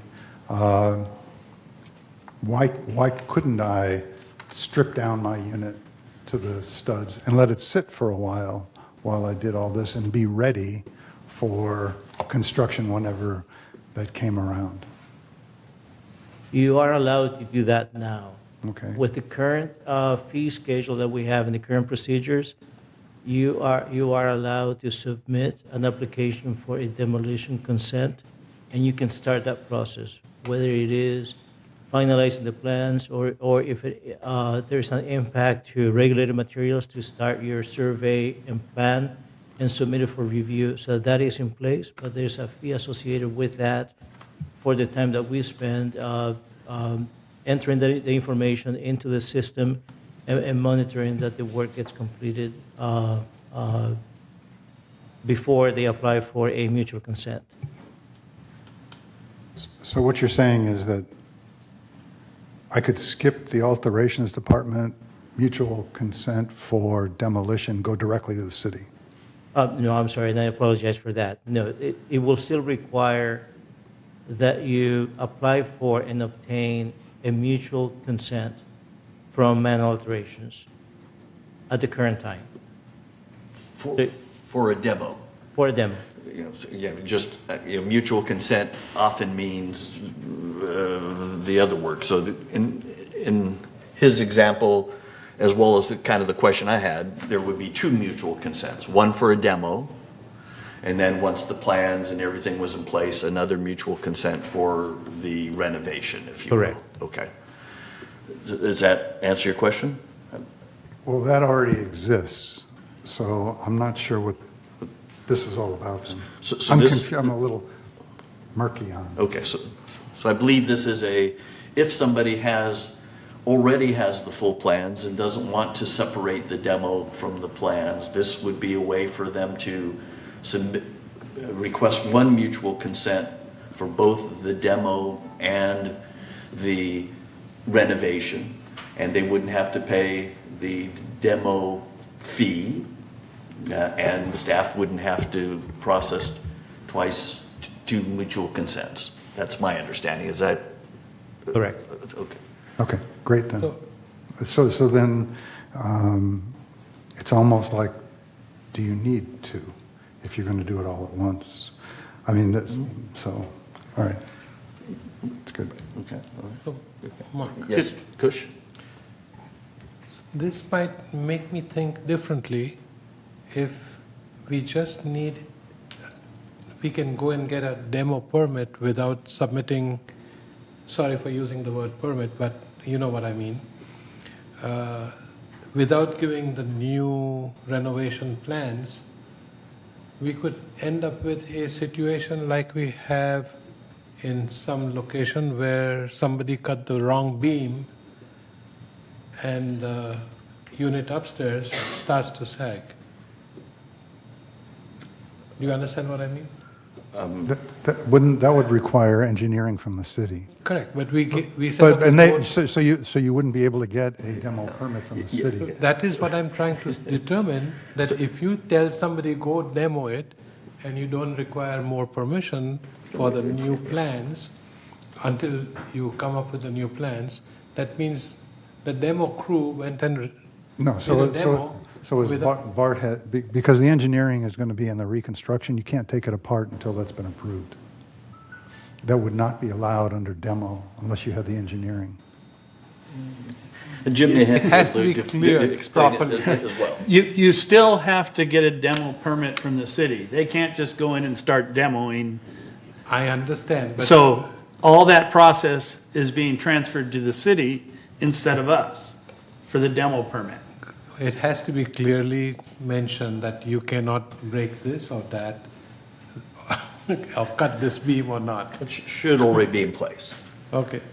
Yeah, as you mentioned, perhaps not everybody follows it, but the process is in place. It has to be put in properly. I mean, I'm kind of scared when you say that you don't need any more than just this.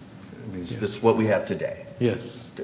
It's what we have. Again, the only thing I was trying to bring up is that I want this proposal that we have to be an option, so that if somebody does want to do a demo while they're thinking about what their renovation might be, they can, as long as they pay the extra fee for admin time, and we give them the right directions to go to the city and get the right approvals.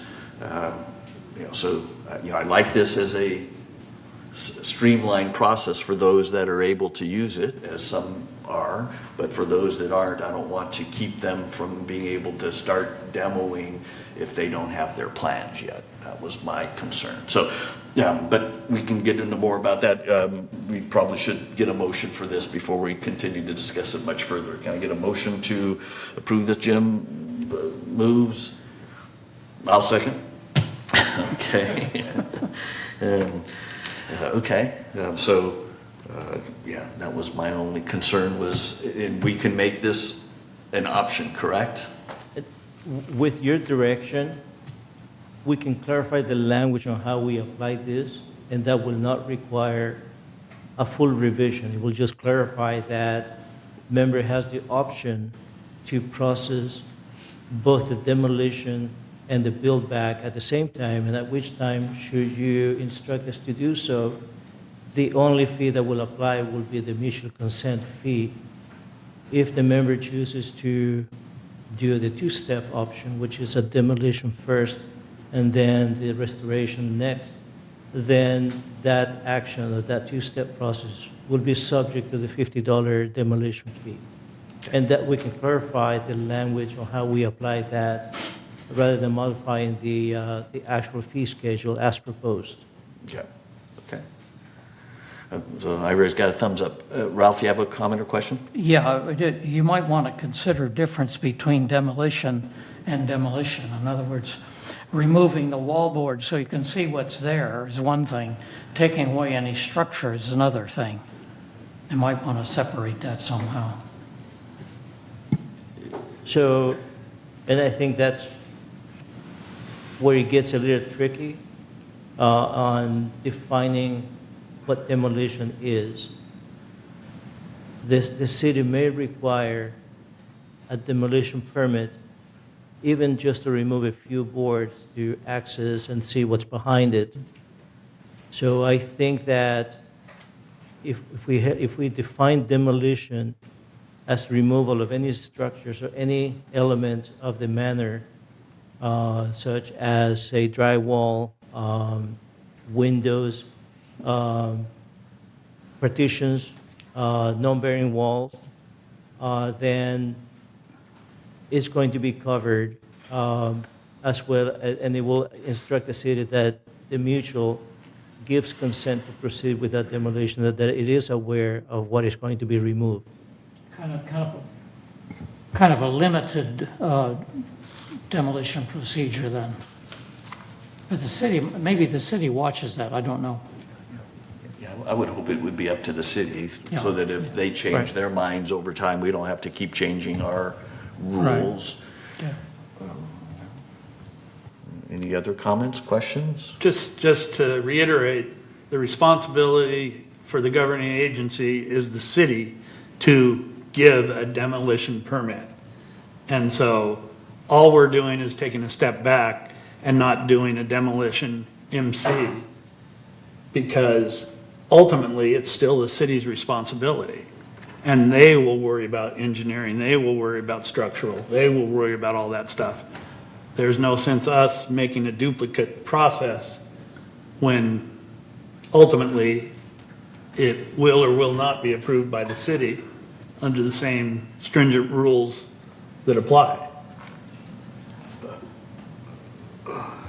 Okay. In other words, That's- they could do a limited, the limited deconstruction for observation purposes, but that would be up to them to do. Right, yeah. And you're saying the mutual wouldn't know about it? We would know about it because in order to do that, they would have to have applied for a mutual consent. So their application for the mutual consent is a separate entity from a demolition permit. So basically, we're just trying to get away from us doing the demolition MC and charging a fee for it. Right, if they're ready with their plans. If they aren't, and they want to start doing demolition, they can't get an MC. Except that the MC for the mutual consent for construction doesn't have to be a completed process. It just has to be the bare bones of what you want to do. Basically, filling out the piece of paper saying, I want an MC, here's what I want to do. That's the form that shows that we are aware of it, and then the city can or may or may not issue a demolition permit based on what's written on the application for the MC.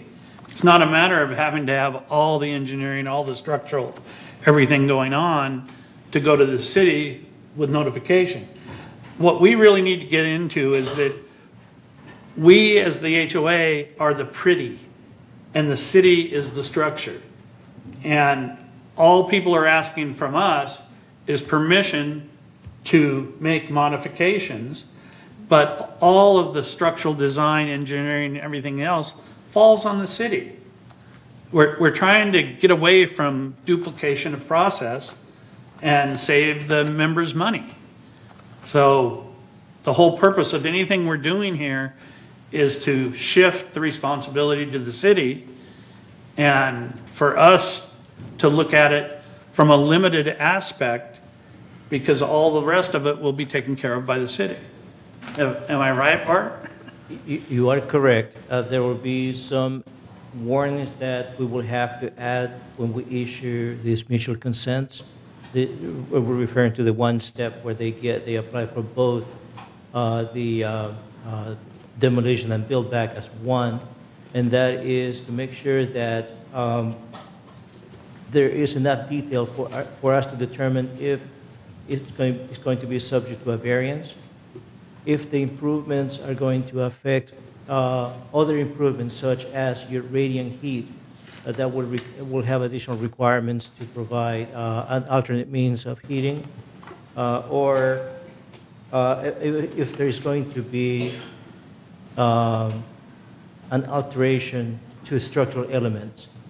So we will need to know that in advance. For example, as it was mentioned by Board Member Bada, if they are going to implement, say, an open concept that requires the removal of load-bearing walls or columns, that the city may not specifically require a shoring plan, but in order to protect mutual property, we do require that the member and or contractor prepare shoring plans to protect that while they work on the build back or the restoration portion of it. Yeah, so I'm confused. I think Jim is talking something different than I'm talking about, so I'm not thinking I'm comfortable enough to vote. So Jim, you aren't thinking that there is an option that they can do what they currently do today, should they desire to?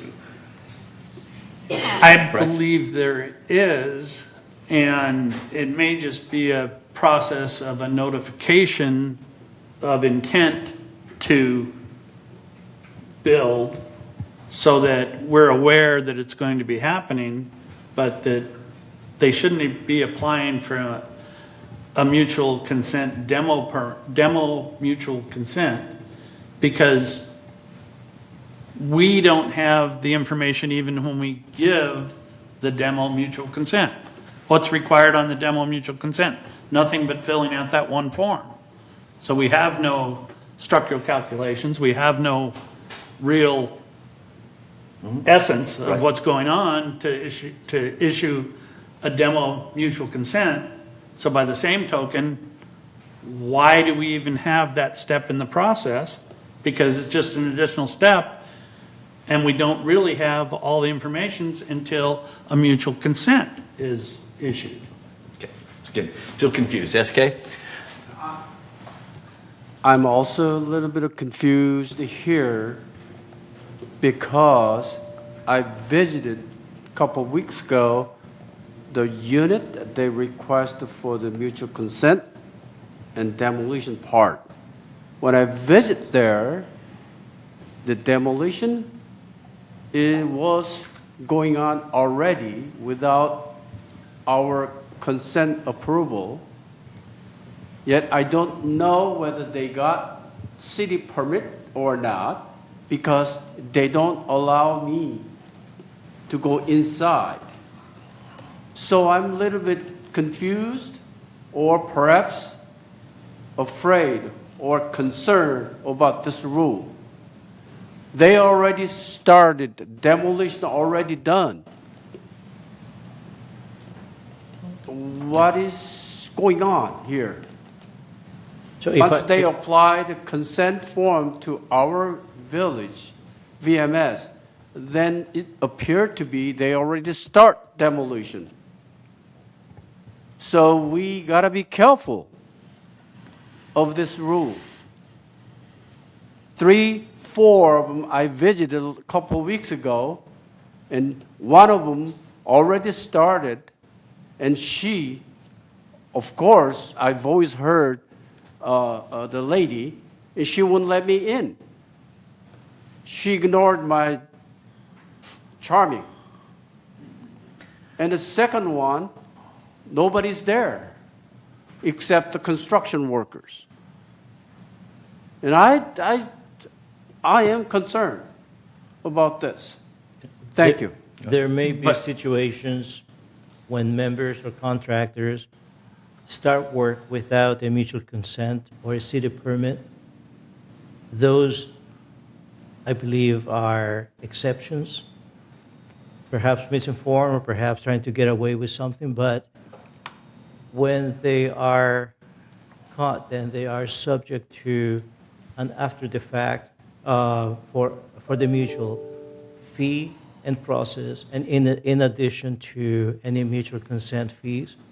And the city as well, they will also assess the unauthorized permit fee for any of those occurrences.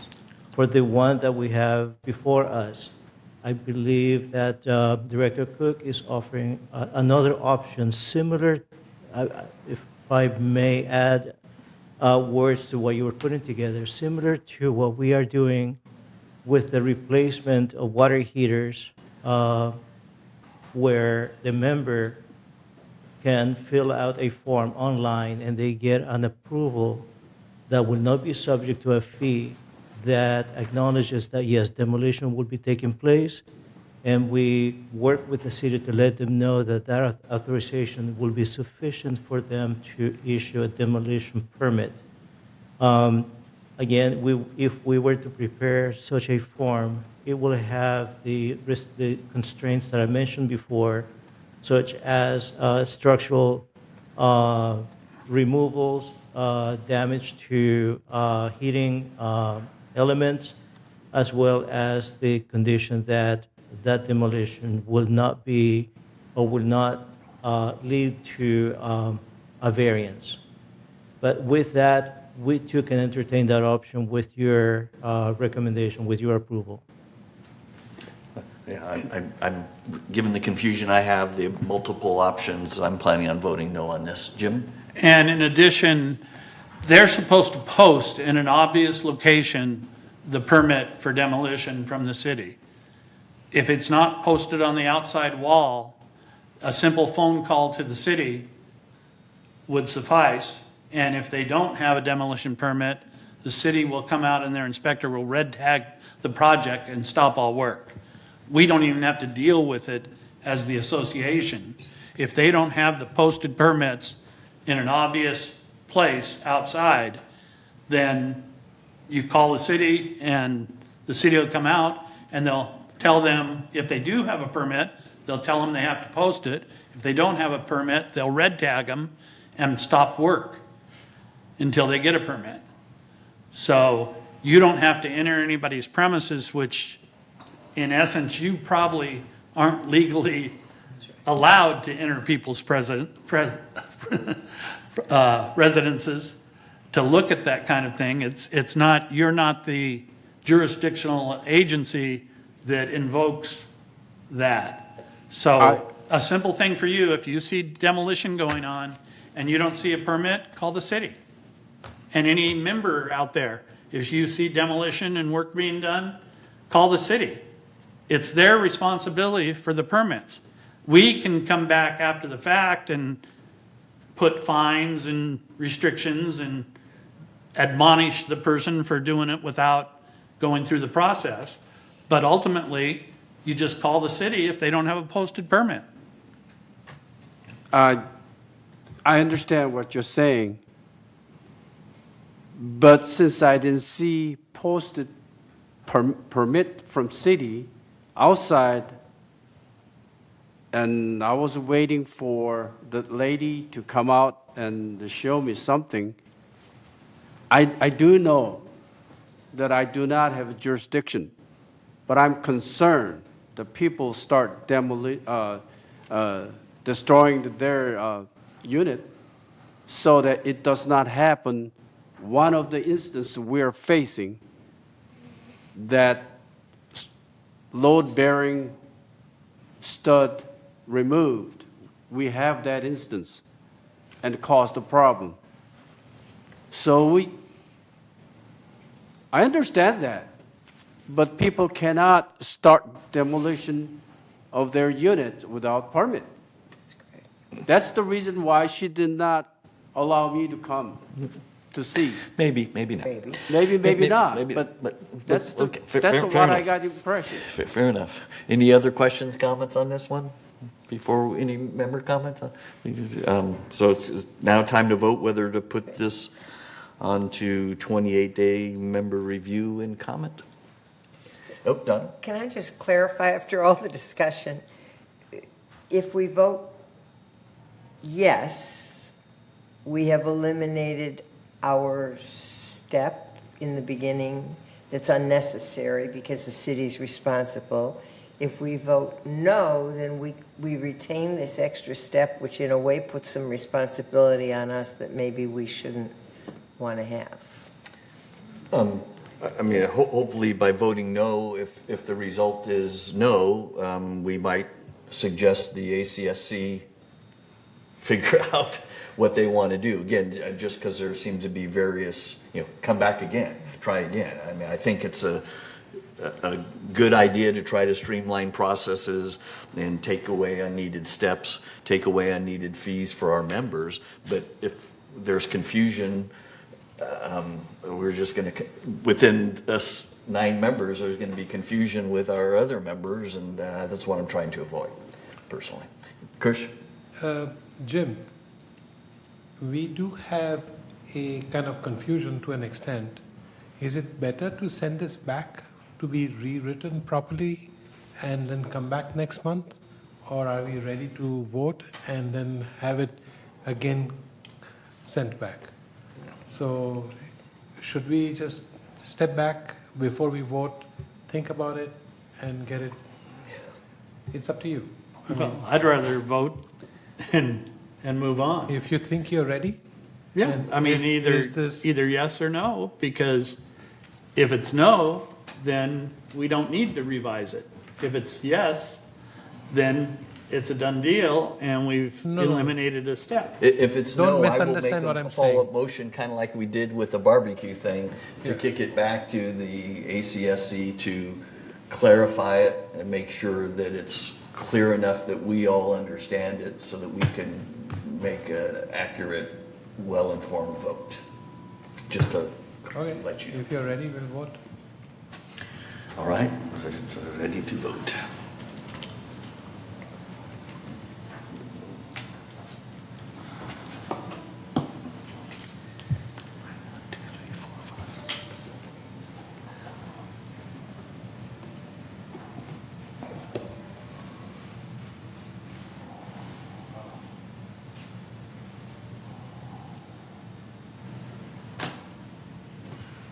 Okay, all right, so there's 9 of us, so this did not pass, 4 yeses, 5 noes.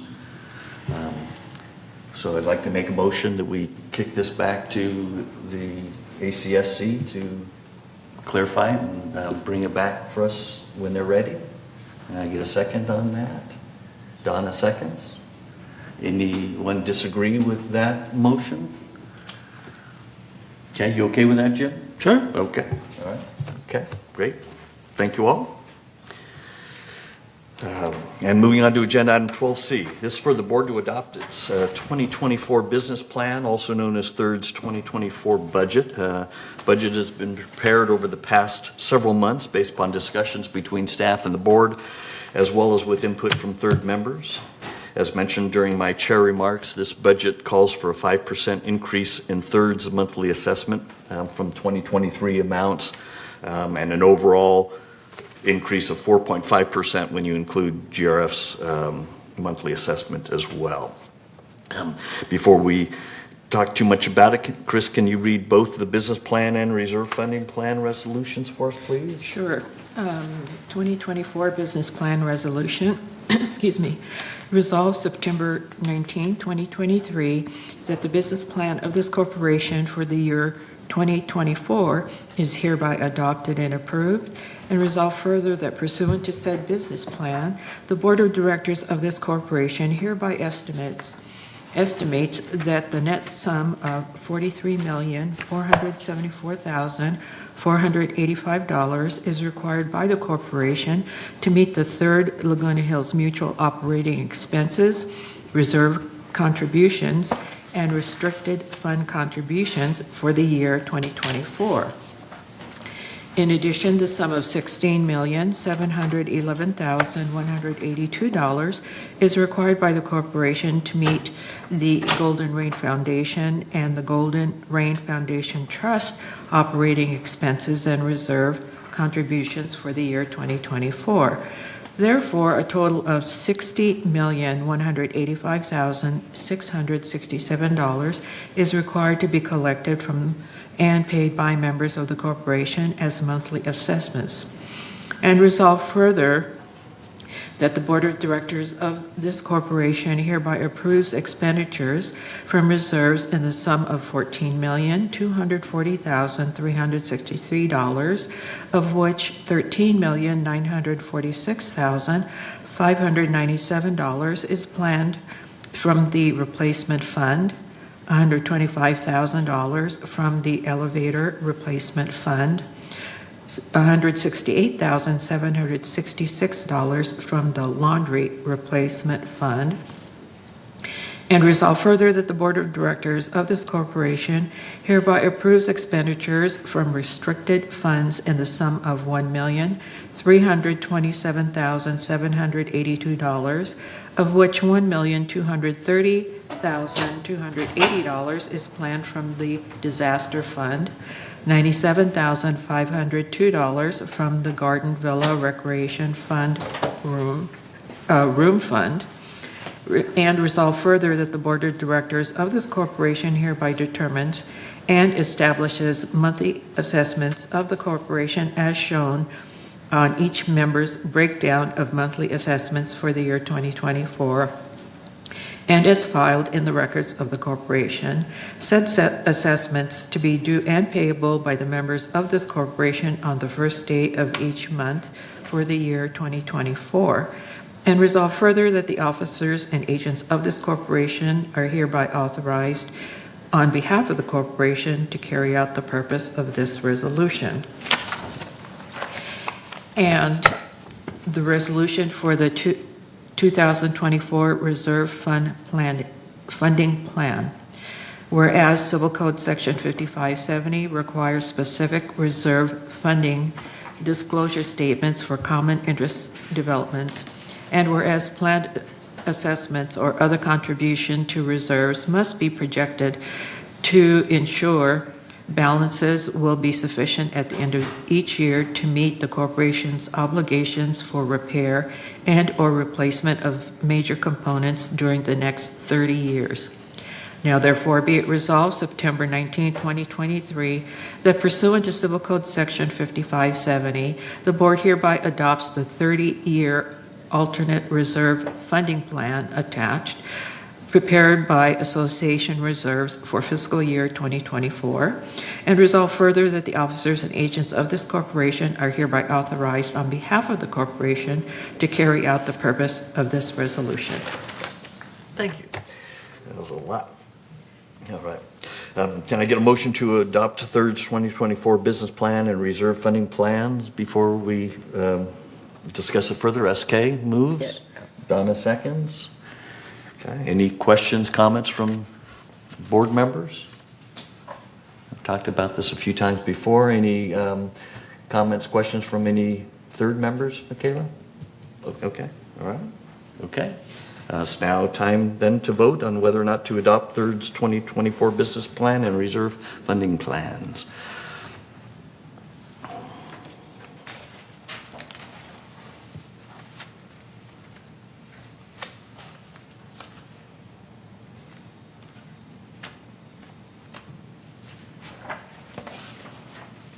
All right. And it was unanimously approved.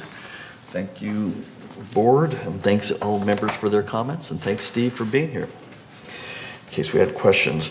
Moving on to agenda item 12D, it's for the board to entertain a motion to approve a non-standard electrical use reimbursement request. This request was sent to the full board by the Maintenance and Construction Committee, which voted unanimously to approve this reimbursement request. I don't know if there's anything to read. Can I get a motion to approve this reimbursement? Jim moves, SK seconds. Thank you. Any questions from the board? Hopefully you all read it. Any questions from any members? Didn't think so.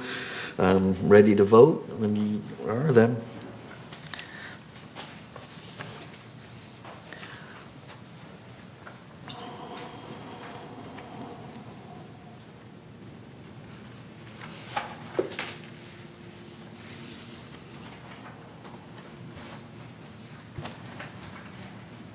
I am going to recuse myself from voting. I know the Okay. individuals. Yeah. Abstain or recuse? No, I got you already. Somebody's not. Director Bada, could you provide a vote? I did click on it. Okay. Just give her a thumbs up or a thumbs down. Let her Perfect. know. Thank you. Yeah, yes, it did now. Okay, so it passed 8 yes, 0 no's, and 1 abstention. Thank you. Moving on to agenda item 12E, for the board to entertain a motion to approve updates to third stepping stone approval process and guidelines. This request was submitted to the full board by the Landscape Committee, and today we will be voting as to whether or not to submit these changes forward for 28-day member review and comment. I don't know, is anyone, Kurt just joined us. You have anything you want to tell us about the updates to the stepping stones approval process and guidelines? No? Okay. Right. Can I get a motion to approve these things? Ira moves, Kush seconds. I'm kind of trying to make sure I'm looking to the right as well. Any questions, comments from board members on this topic? All right, I did. Yes. Oh, Ira, you do? Yeah, and basically, this was put forth in order to help streamline, especially the resale process, to have landscaping make an on-the-spot decision to keep the escrow moving along so they can say yay or nay right away rather than going through a process of committee evaluations and slowing down the resale process, which is already slow enough as it is. Not necessarily because of here, but just in general, the resale process is not the fastest thing in the world.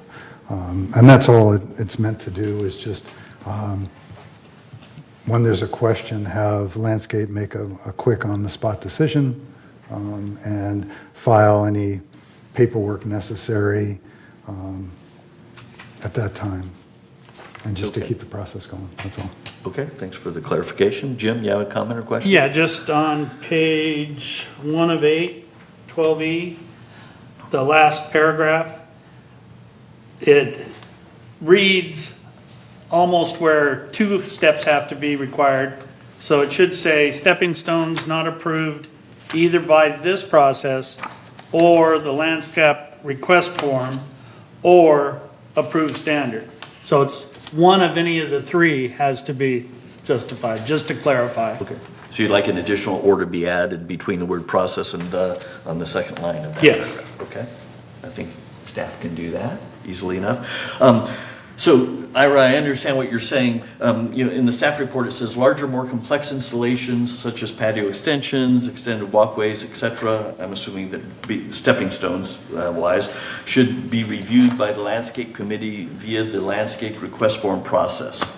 So, I was curious as to how that specific, those more complex installations and the landscape request form process would play into that resale. If we're trying to speed the resale process or eliminate bottlenecks, if you will, this going to the landscape committee seems like it would be a bottleneck. Do you know, or Kurt may know, is the intent that we would leave them in for the resale process and then after the fact come to the next landscape committee for confirmation and a decision, or what is the plan? That is in there because we do get some very large installations, which are, basically taking over a common area. And those are few and far between. So those would be handled by me, and we would expedite them to the landscape committee. The majority of the decision of these will go through me and my senior staff. So we're just trying to, like Ira said, to expedite the process. But there are a few that we cannot expedite because they are so large. So people take over the entire area with stepping stones, and that needs to be approved by committee at some point. Okay. Right, but even if it's approved by the committee, doesn't it ultimately need to be approved by the board? So again, I'm just trying to understand, and maybe I'm making a mountain out of a molehill if they happen so infrequently that I'm just a process kind of guy, and I'm always thinking of what could go wrong, because that's kind of what I tended to fix. So, Ira, you have your hand up as though you want to answer this. No, I don't necessarily want to answer. I just ask her a question. The ones you said that are few and far between, can you ballpark a number per year or per decade? Like 1 a year. Okay. Okay, Jim? Yeah, and on resale, if you've done this process, are we entering it into a database so that when it sells again, it's already there and we don't have to redo the process again? Yes. Okay. I'm already working with the resale crew on this. Okay, and then on those, once a year exceptions, they might even need to go back to the ACSC if they've encroached on common area to an extent that it's an addition to common area, and go through the process of the variance for use of common area Right. if they've taken it over as their own control. Correct. Yeah, my only concern, sorry, Kush, I need to look right, so I'll let you go first. I need to ask a similar question. So I want to confirm that when they do a first inspection and they bring up these stepping stones which were already approved in the past, how will we circumvent that? If they were already approved in the past, we would have record of it. You will have record of it. Yes. But then they will not bring it up in the first inspection. Correct. I hope so, because I did go through that recently.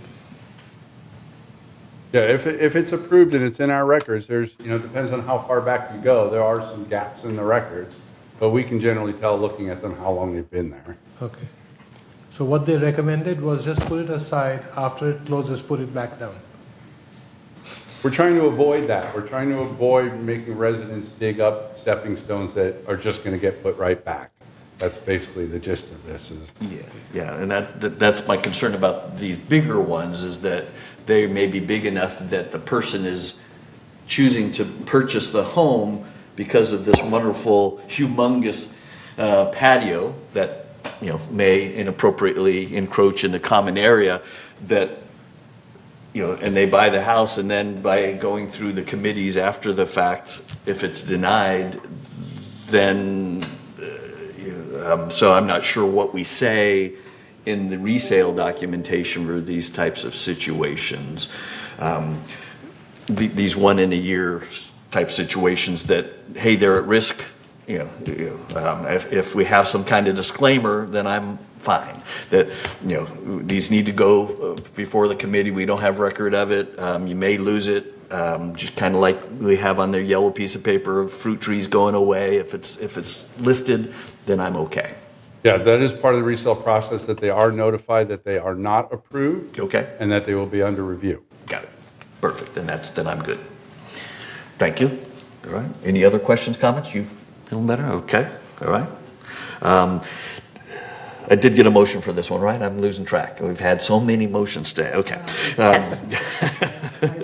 Okay. All right. And any member comments on this one? Okay. I saw somebody putting a member comment thing, so I wasn't sure if this caused that. Okay, it's time to vote. Again, we're voting on whether to submit these updated process and guidelines for 28-day member review.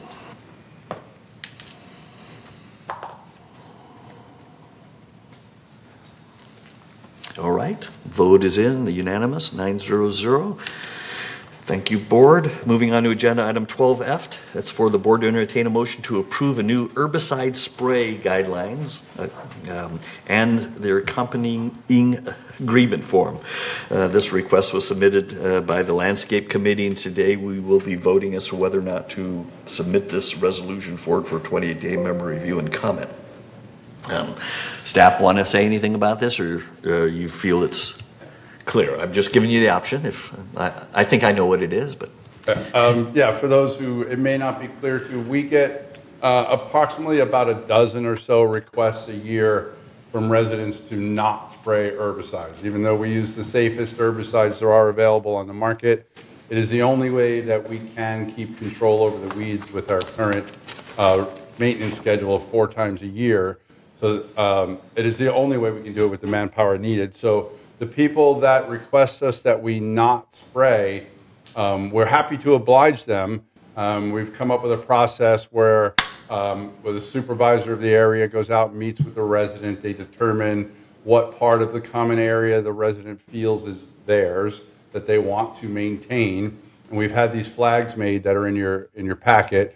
We'll put the flags out. We will photograph the area and get them to sign the agreement form. And then it will all go in, it will all be documented in our database. We have created a new event code for it so that when anybody pulls up the building, it'll show up in red on the database so that everyone is aware of it. And then the other half of that is because of the labor intensity of the weeding, especially us only being there every 3 months, that the resident that does not want the spraying agrees to do all the weeding in that particular area. We will continue to maintain the shrubs as we always do. We just don't have the manpower to do the weeding. So it's just a two-way agreement. We agree not to spray. They agree to do the weeding. questions for Kurt? All right, can I get a motion to approve this new program? Jim moves, Donna seconds. Any questions, comments? So I was interested in maybe would like to see a little more information about the process if the member does not do what they're agreed to do. So it kind of mentions that if they don't maintain the landscaping up to the current standards, the mutual maintains the right to void this agreement at any time, and VMS will regain routine maintenance activities. Is this through a did they get warned, through the compliance process? Is it a door hanger? Does VMS just suddenly pull out the flags and start spraying? Our intention is to do a one-on-one, knock on the door and talk to the resident. And if we don't get compliance from them, they will get a letter from me reminding them of their promise. Okay. And if they do not, then we will give them another letter saying that we are rescinding the agreement, and we will pull it out of the database, and we will begin our regular maintenance again. Okay. All right. That works for me. It seems like a lot of work for you, but okay. I wouldn't do it if we didn't get only like a dozen. Okay. Well, maybe now that it's in place, you might get more. So you may want to think about whether the compliance team can help you, just since they're good at sending out notices. It may be a different one or something. But all right. Okay. And I got my questions answered. Any other questions, comments from the board? All right. Okay. Thank you, Kurt. Now time for us to vote. Oh, sorry. Any members from comment? Okay.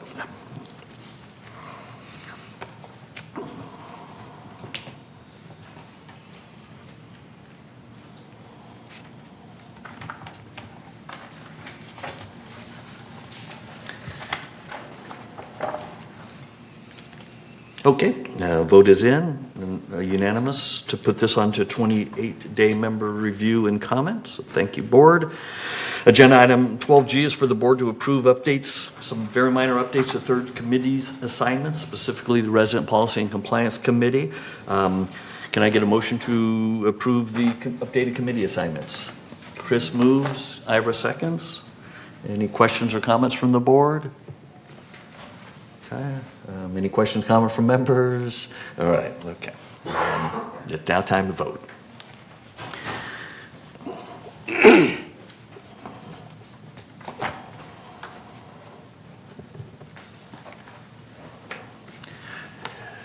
All right, and this is unanimous, 8-0, since Chris has stepped out. And finally, before we get to committee updates, we have agenda item 12H. It's for the board to discuss whether or not they would like to pursue recalling some members of the GRF board. This agenda item was requested to be added to this meeting during our agenda prep meeting. Is this still something that people want to talk about today? No. Any comments, questions? Or should we just let it go? I'll get to them from the board. Okay. Thinking about Ira? Yeah. So I will comment that if we were to, let me talk for a second. Sorry, Ira, I'm interrupting you, but this kind of something that has been talked about by the board.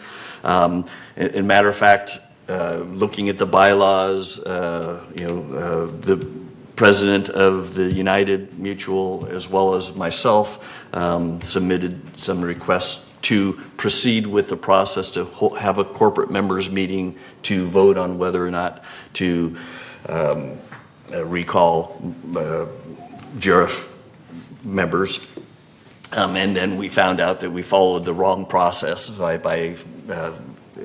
or based upon interpretation, the GRF lawyers felt we followed the wrong process. So, the next process, if we want to continue with that, would be a majority of a mutual board, either United or Third, saying that they would like, working with GRF to say they would like to proceed with having a corporate members meeting to have a recall discussion and vote.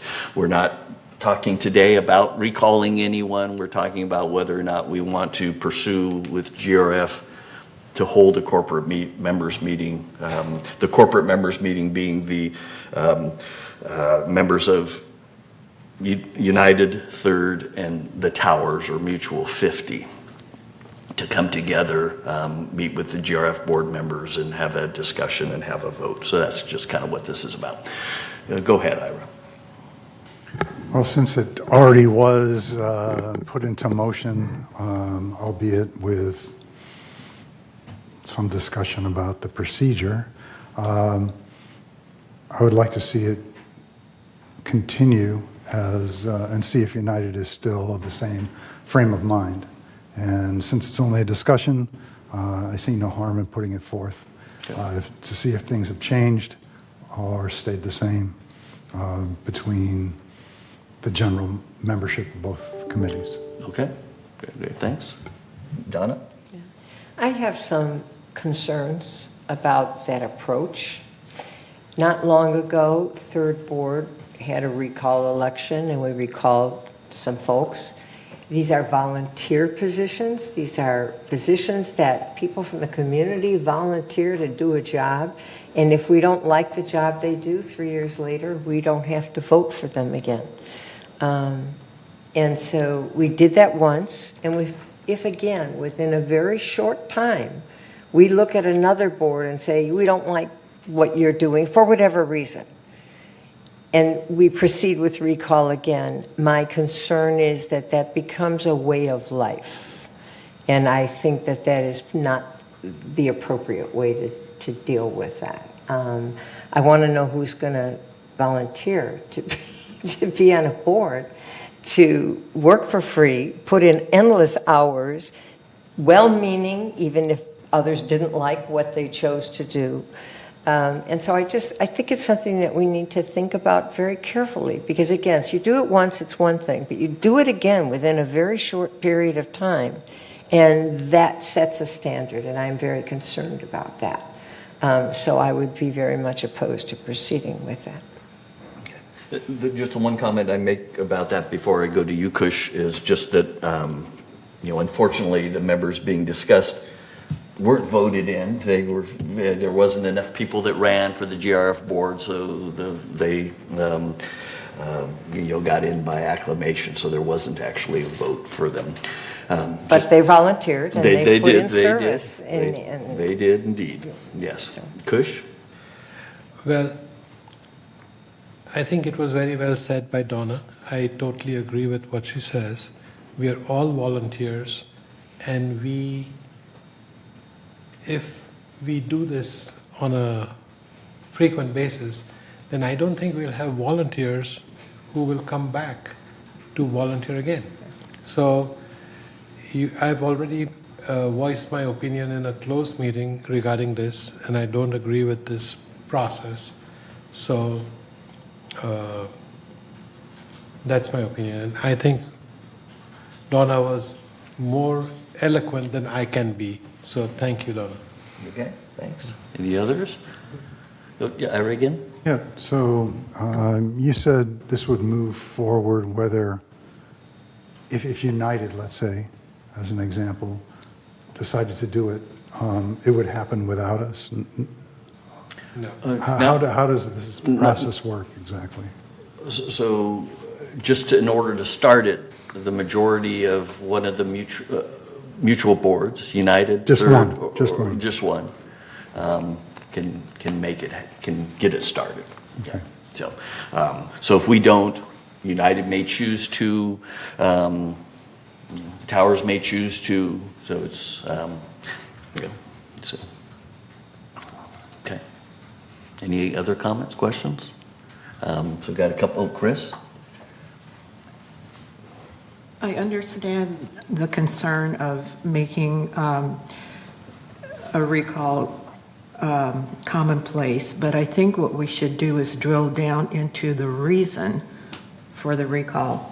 If a person volunteers, and we welcome volunteers, but they choose to not honor certain provisions, for example, Robert's Rules of Order, that does no one any good.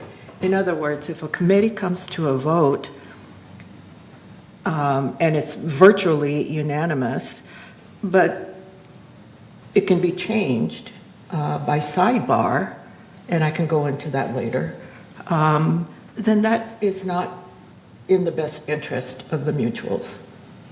And so we have to separate why and the purpose of the recall. I'm sorry, I'm not articulating myself very well. Too much NyQuil. But again, we don't want to make it commonplace, but we also have rules and regulations in place that must be followed. And that is what we should be focusing on, the reason for the recall. Thank you. Thanks. Okay, anything else? All right, I'm not sure how to progress with this. If somebody wants to make a motion, they can. If somebody doesn't, we'll just let it go. I will make the motion. Okay. That we proceed. Okay. As planned. Okay. I have a second? Okay. All right. Okay. Yeah. Any further discussion before we vote? Now, I don't, do I have some? Okay. Okay. Got it. Yeah, kind of back to what Ira said, I don't know that there's harm proceeding, but, so we aren't making the decision to recall anybody at this meeting. We're just deciding whether or not to pursue having a meeting where a recall is discussed and voted upon, and if it's voted down, so be it. So, yes, go ahead. Yeah, just, Chris mentioned if there's direct violation of a principle or of something we should be doing. I think that's different. Okay. And so you're correct, it depends upon the situation. But when I just hear a general, we should recall somebody, that to me is of great concern. If someone's violated some rules or some principles and is not fulfilling their function, obviously, that's very different. They never come to meetings, say, okay, you obviously don't want to be on the board. So I think that there are situations, but what I was speaking of was in principle of a way of doing things, not the unusual violation of principles. Yes, yeah. I mean, this isn't, I agree that recalling somebody is not a decision to take lightly. Yes, Kush? So if we have somebody, this is a hypothetical example. If we have somebody in our committee, in our board, who does some violation, then we may have some action that can be taken through help from our legal department and make that action. But recalling is like the last step that I would think that we can take. So isn't there a step in between before a recall to take if somebody made a violation of something that can be done? Maybe have a talk in a particular way, admonish them, or do something before we go to the last step. It's like creating war. That is the last step you take before you, with two countries. You again, we're not making the decision here to recall anybody. And getting the people ready. Yeah, we're not making the decision here today to recall anybody. So we haven't gone to that last step. I think in some of these situations that one of which Chris is referring to, discussions have happened. The person does not think that they did anything wrong, and that's in some cases even worse. That's what I mean. It has to be made clear that you did do something wrong, and that's why we are all upset about it. Okay. And this is what we plan on doing. Then perhaps it'll come up in a meeting, should we have one, a corporate members meeting, so that people can get this stuff off their chest. Since it's, again, something that seems to be within both United and Third at this point in time. So, hey, we have a member comment? Or just for clarity, does this current motion have a resolution with it, or it doesn't at this time? Okay. Just to proceed. Yes. So just to answer, Kush, this is not a definitive thing. The meeting would not be definitive. It would be a discussion. And if we come to agreement with the other corporate members that something else should be done, I'm sure that would happen. Rather, so you're looking at this as, well, we're going to go to a meeting and we're going to decide yes or no. In a sense, yeah, you're right. We are going to decide yes or no, but if we decide no, we could take another path. Doesn't limit us from taking another path. Okay. But it's just not necessarily appropriate to do it right here without knowing if United is going to join us, let's say. That's a hard sentence to follow. Yes. We have a member comment? Yes, we have two. The first one is from Carol Moore. You can send a letter to GRF, by the way, before you do anything, and ask them to do things, because we've done that when I was on the board. Thank you, directors, for serving and for your patience. I know how frustrating it can be when residents who offer remedies that are not possible because they don't have all the facts. Asking that we bring back PCM when they were ineffective and don't even exist and aren't in business, or when asking that we cut the wages of workers when we have trouble getting them already, or that we hold off on repairs when we know that it will only increase our costs because there's more deterioration. I thank you for keeping your cool when you know all those suggestions are not possible and you hear them over and over and over. Today, I am here without having all the facts and can only speak to what I have experienced.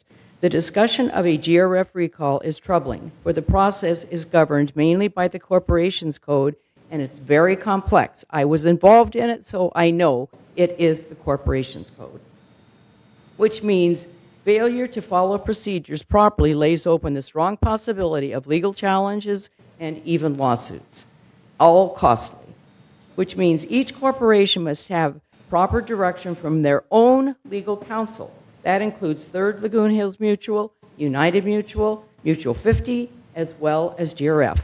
Each of those corporations has competing interests. Those that believe they voted the GRF directors on and therefore can simply vote them off do not understand the process at all. We've had costly lawsuits because unskilled people took actions without understanding that the procedures are quite precise. From the time a mutual submits a request for a corporate members meeting for a recall, GRF is allowed 10 days to respond. Then GRF has up to 90 additional days to set the meeting. That would put any meeting into December. In the meantime, GRF has an election. Why waste time and legal fees when there is opportunity to continue or make a change, as there are 4 positions? Mutuals should still work together for the benefit of all. I very much appreciate Kush and Donna, your comments, because I think you see the problem. Additionally, 1 director is leaving for a prolonged trip. That means 10 votes. Understanding how to make a motion can allow a wanted vote at 5-5. You can prevent or you can pass something by the way you word it. So passage depends on the law, on the way it's phrased. Even today's agenda is open to question. You're discussing something. Could you vote it today? No. I would say that you would need to speak to your attorney because the way it was worded, that's not what you were doing. You were just discussing. Another major issue is the effect of a recall on the willingness to serve, as mentioned. I can only say, please consider carefully, for a recall is serious and it's very complex. Thank you. Thank you. Next speaker is Catherine Freshley.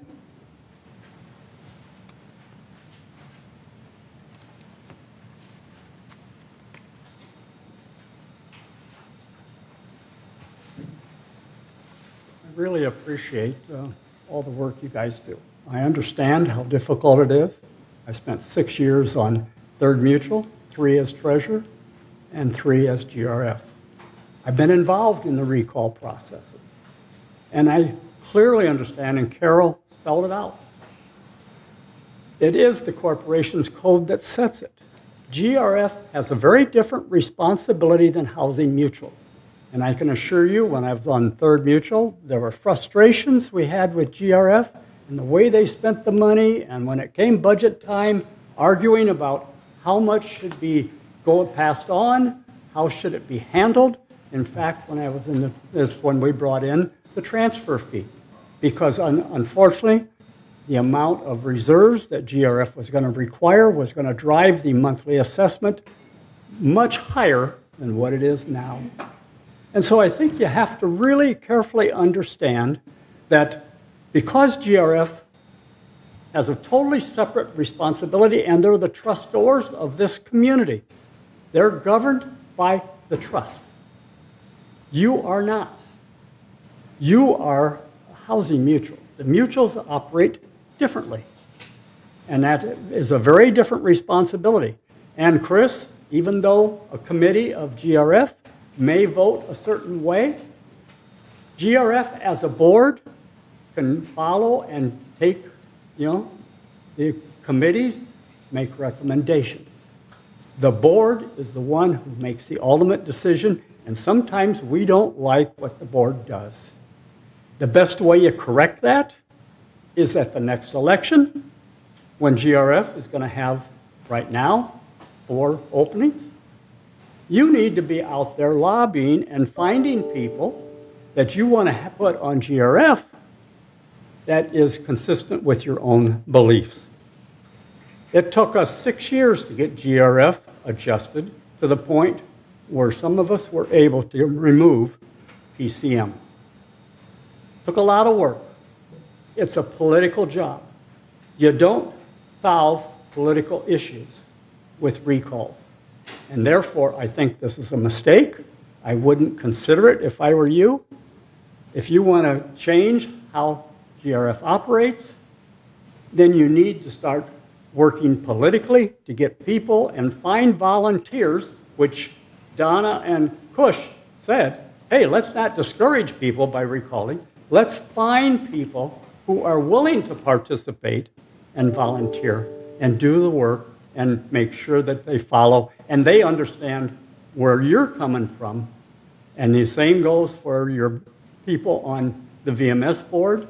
You have 3 representatives there. If you're unhappy with what VMS is doing, then it's your obligation through your representatives on VMS board to clear the action and make things that satisfy you as a board. Recalls are not the way to go. Thank you. Thank you, Ms. Freshley and Ms. Moore, for your expertise and thoughts. Thanks. As mentioned, the agenda doesn't mention a vote, so we'll just kind of have had that discussion and figure out how we want to proceed, if we want to proceed at a later time. So thank you. Board, any final comments on this before we move on to committee updates? Again, thanks. All right, moving on to agenda item 13, where members of this board will share our monthly committee status updates, starting with a report of the Finance Committee. Donna. Thank you. Thank you very much. And we have some slides to show you, and I think you're going to like what you see. At the very beginning, we take the 30,000-foot view. We just look generally at all of the income and all of the expenses. And in a moment, you'll do that as well. There we go. And we can see that assessment revenue and non-assessment revenue added together was just under $25 million. And the expenses of just under $23 million for a net revenue of $3 million approximately. And that is just a very broad statement that is combining all of our accounts and everything into the one income statement. So let's move on. The most absolutely important budget that we have is our operating fund. That's what we anticipate. And so let's look at that income statement. And remember, keep in mind, this is as of July 31st. Now, it's September 19th today, so that seems a long time ago. But because of the way the dates work out, that's the one we're looking at right now. So we're looking a couple of months ago. And we can see that in the operating fund, we had a surplus of $1.3 million. Our understanding is that we will come very close to zeroing that out. That is the anticipation. We expect to do that. It takes a while during the year because we appropriate some funds every single month across the year, but the work may not start till June or July on certain projects. And so because of that, we have a slight imbalance, but we expect that to even out. So let's go back to the next slide, which is again returning to the 30,000-foot view, but looking not just at what the income and expenses were, but looking at them compared to budget. And not surprisingly, our assessment revenue was exactly what we anticipated, of just under a little over $24 million. Non-assessment revenue, and we'll be looking more closely at that, was actually better than budget, and we will see why in just a moment. So our total revenue of just under $26 million, and we can see how very, very close that was to budget, and we're looking pretty good at this point in the year. So let's move on. Poor Paul is sitting there he's got all the chairs and fingers going and all the keyboards, so we'll have him keep going. These are our variances from budget, and this is always, when it's green, that's always wonderful, and you notice there isn't any red there at all, so we're very pleased to have that. Employee compensation is our highest variance in the positive direction, and that's not quite a good thing because it means we have open positions. And we are slowly filling them. We've had to do some outsourcing in order to get some work done because we have open positions. But at the moment, that is what is primarily responsible for that positive figure in employee compensation. Investment income.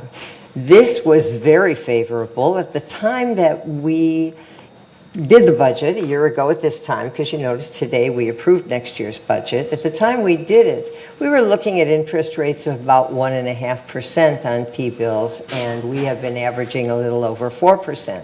So we are doing much, much better. At the end of September, which is in about 10 days, we have another 3 month maturing. And at the moment, as I checked last night, those T-bills, your one-year T-bills are running right a little over 5%. So we should again expect that to be doing a bit better. So we have been rolling those over. We have a laddered effect so that we can constantly keep looking at it and revising it. And so again, our investment income has been very, very nice at $370,000 favorable. Utilities and telephone, another positive, wonderful thing, because this is favorable primarily water and sewer. And our efforts in conservation have not gone unnoticed. We had reduced, and we do have our new controller system either almost completely ready to go or ready to go. It's very, very close, and we'll be seeing a savings in landscape water, but we are continuing to see a residential water use savings, and that's all of you. That's everybody out there listening today or whenever you happen to tune in. And that's very exciting, because last year in 2022, our residential water bill saved 150 million gallons of potable water. That's a huge amount. We can't keep going at that amount because we do need to use some water. But we are continuing in a positive direction. We continue to do better this year than last year, and so that's very exciting to see. Our insurance premiums were slightly less than expected, so we see a slight favorable there. And what is interesting is this time there's a net allocation to the mutuals. And this happens as GRF runs a favorable variance, they actually pass on fewer expenses to third. So that's where that particular figure came from. So let's move on. And we go to slide number 5, which shows our total non-assessment revenues. And as you can see, not surprisingly, based on what I've already said about our investment income, that was responsible for 35% of our non-assessment revenue. Chargeable services, 28%. These are two very, very nice areas, and we hope to keep them doing that well. And then to a much lesser degree, the lease processing fees, permit fees, et cetera. And you can see as we go around that circle what percentage those non-assessment revenues contribute. As we move on to the next slide, we're going to look at expenses in a similar way. And you can see, as always and as expected, our employee compensation and related expenses is about a third of our total expenses. Insurance, unfortunately, remains 22%. Insurance premiums are are going through the roof. Every day I see articles that HOAs are finding it more and more difficult to actually have their insurance coverage as they would like to have. So those are the two. Outside services this year was a little bit higher because we have those open positions and we've had to farm out some things.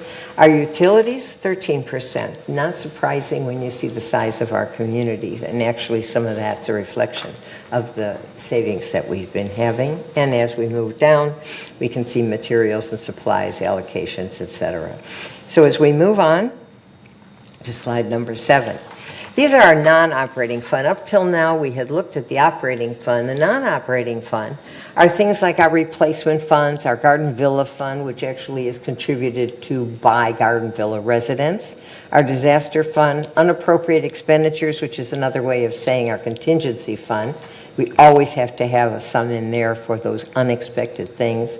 And of course, then the total. And as you can see, we, at this point, as of July 31st of this year, we are $2 million better than we started with at our beginning balance. And so things are looking good. Those funds are moving in a good direction, and we like to keep it that way. As we move on to the next slide. This is just a graphic representation over the years, because sometimes it's nice to see how these non-operating funds, how they change over the years.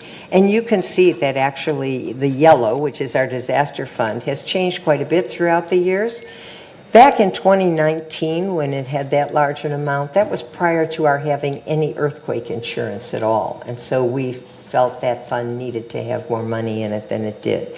And now we have utilized those disaster funds at times when we've had to. At one point it was the insurance fees, et cetera. And so it sits there and it's doing okay. It's maintaining at a level that we're comfortable with. What's really important is you can see the growth of the replacement funds, and that's very important because our facilities are aging, and as they age, we're going to have more and more repairs. And so that concludes this part of it. If we go on to the next slide, this is our resale history, and you can see just graphically that we have not had resales the same level as previous years. Some of that has to do, we are sure, with the interest rates in the market. People haven't been putting their units on the market anticipating that people might not want to be paying those high interest rates.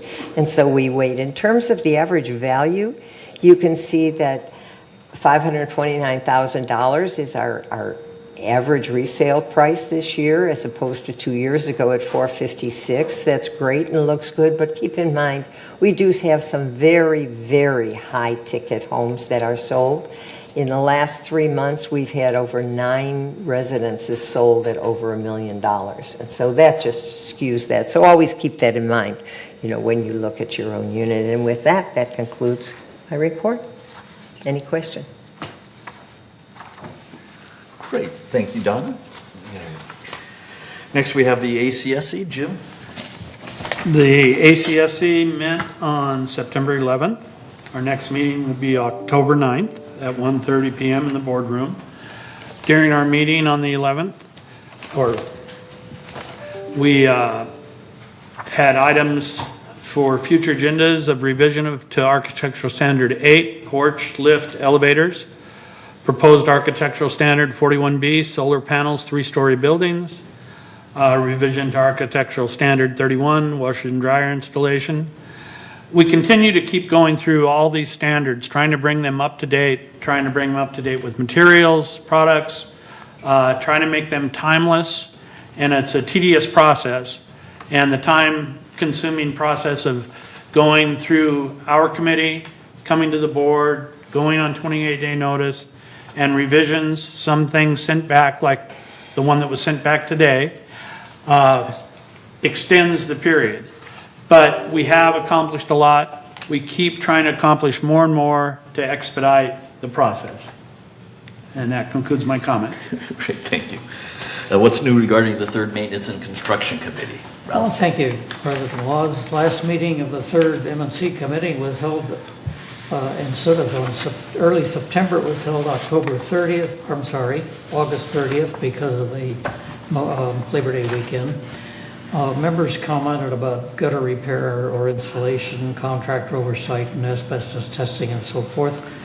Mr. Gomez and Mr. Barnett updated us on several items, including the groundwater seepage problem inside Gate 11, which is presently undergoing solution construction.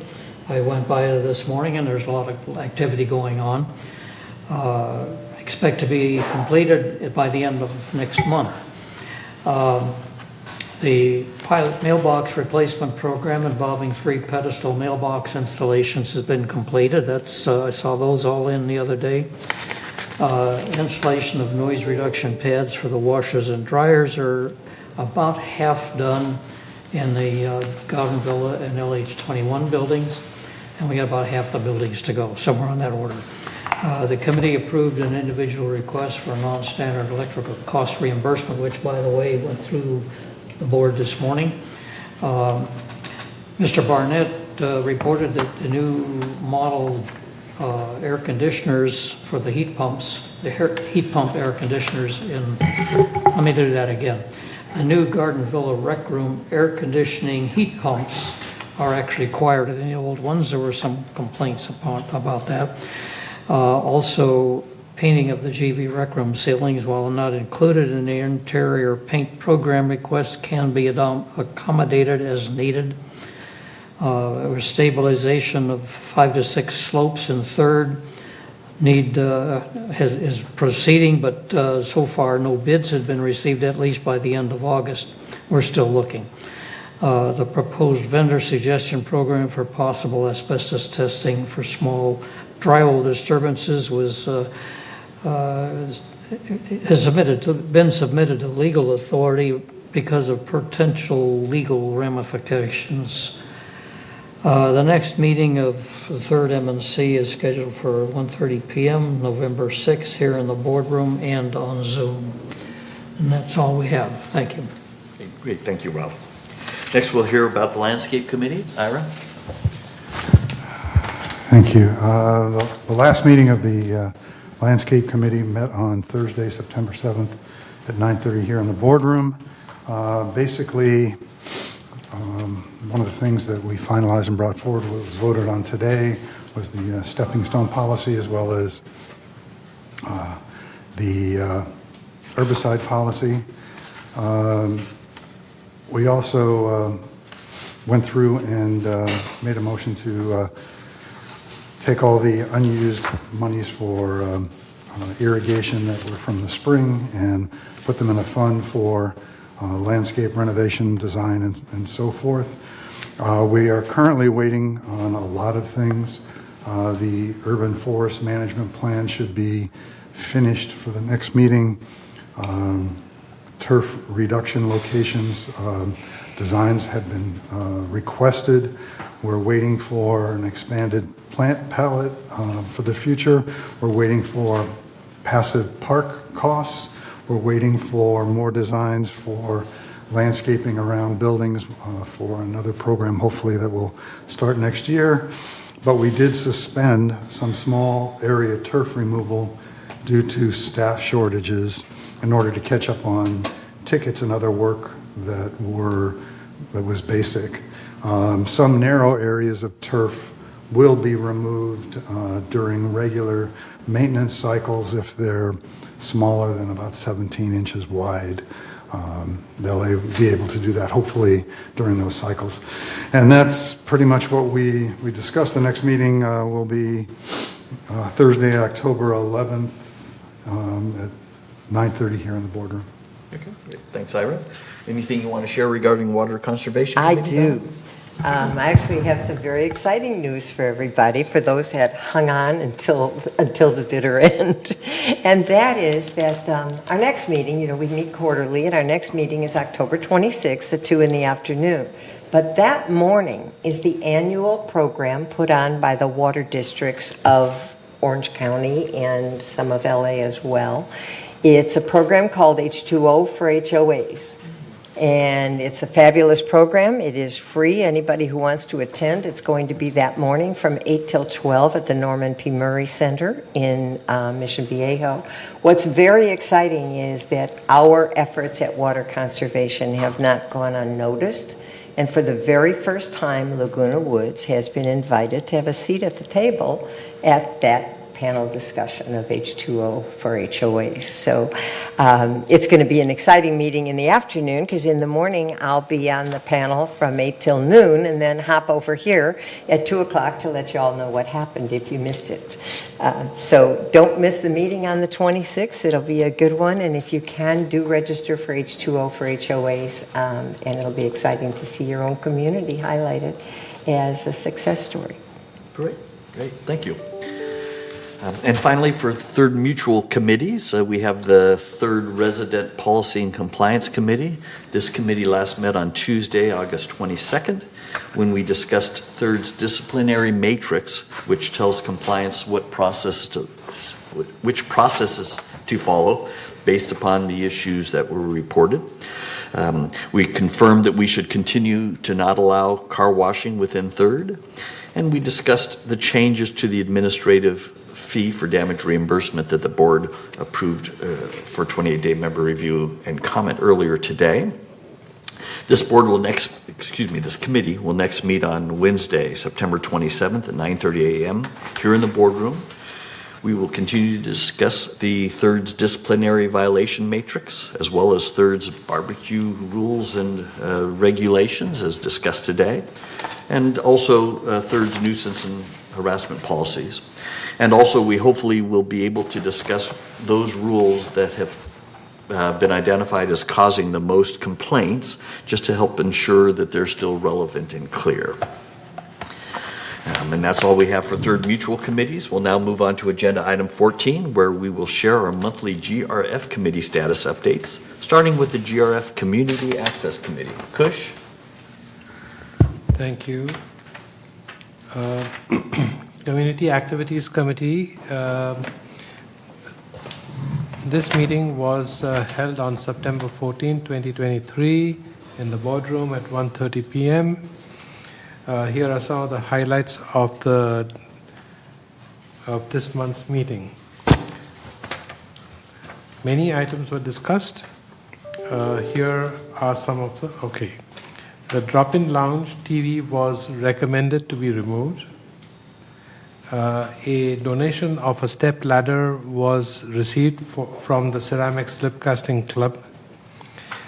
The last of the operating rules for the club, for the different clubs, were discussed and approved.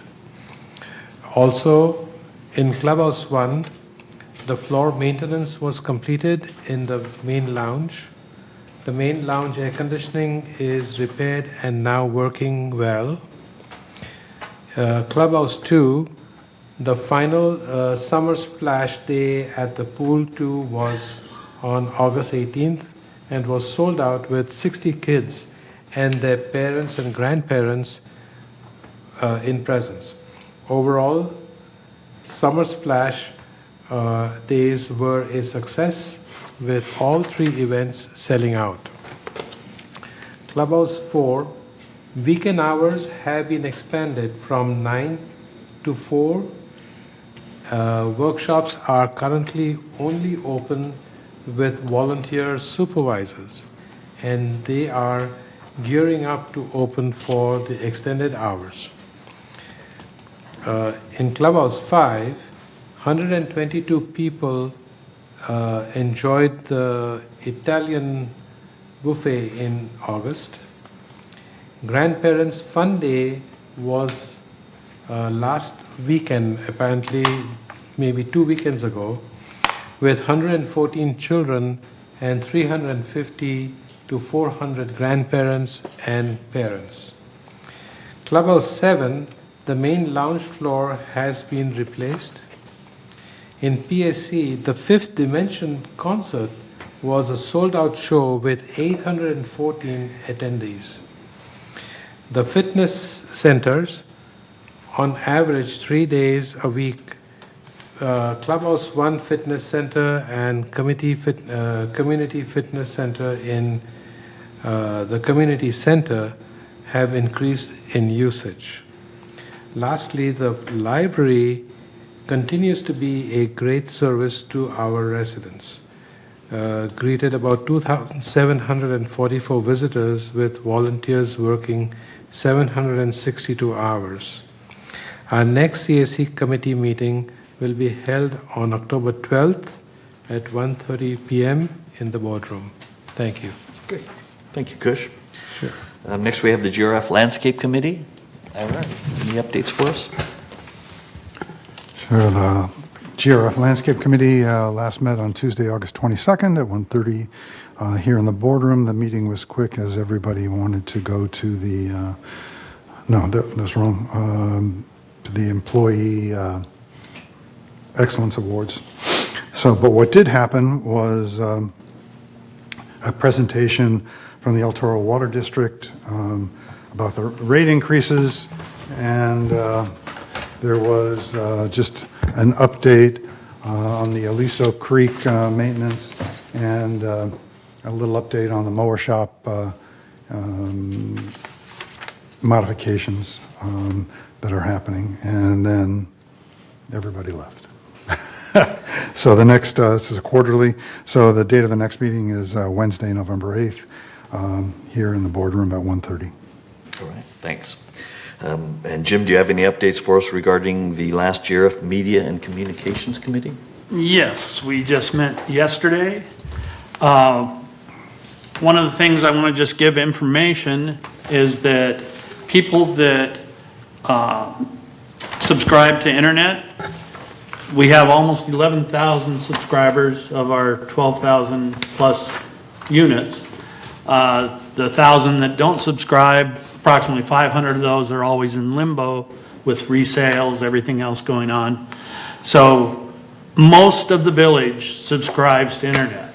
With that being said, because most of the village subscribes to internet, our paid types of premium movie channels, we want to make the village aware that if you have streaming capability, almost all of our premium channels can be purchased for a monthly cost less than we at the village charge. And so we encourage the members to take advantage of that, because the little profit we have built in to those channels isn't worth the members not getting better advantage. On one of the channels, it's actually $5 cheaper a month, but it gives you 2 channels instead of 1 like we do. So encourage you to check the prices, check the streaming, if you have the streaming capability, which most do, because only 1,000 people out of 12,000 plus don't have internet service. So you can save yourself some money. Just want to make that announcement so that everyone is aware. And with that, our next broadband meeting is going to be November 20th, 1:30 p.m. in the boardroom. And I'll go ahead and continue on with the Broadband Ad Hoc Committee, which is a closed committee. We last met yesterday. And our next meeting will be either on October 16th or October 24th, because they take away the closed session minutes.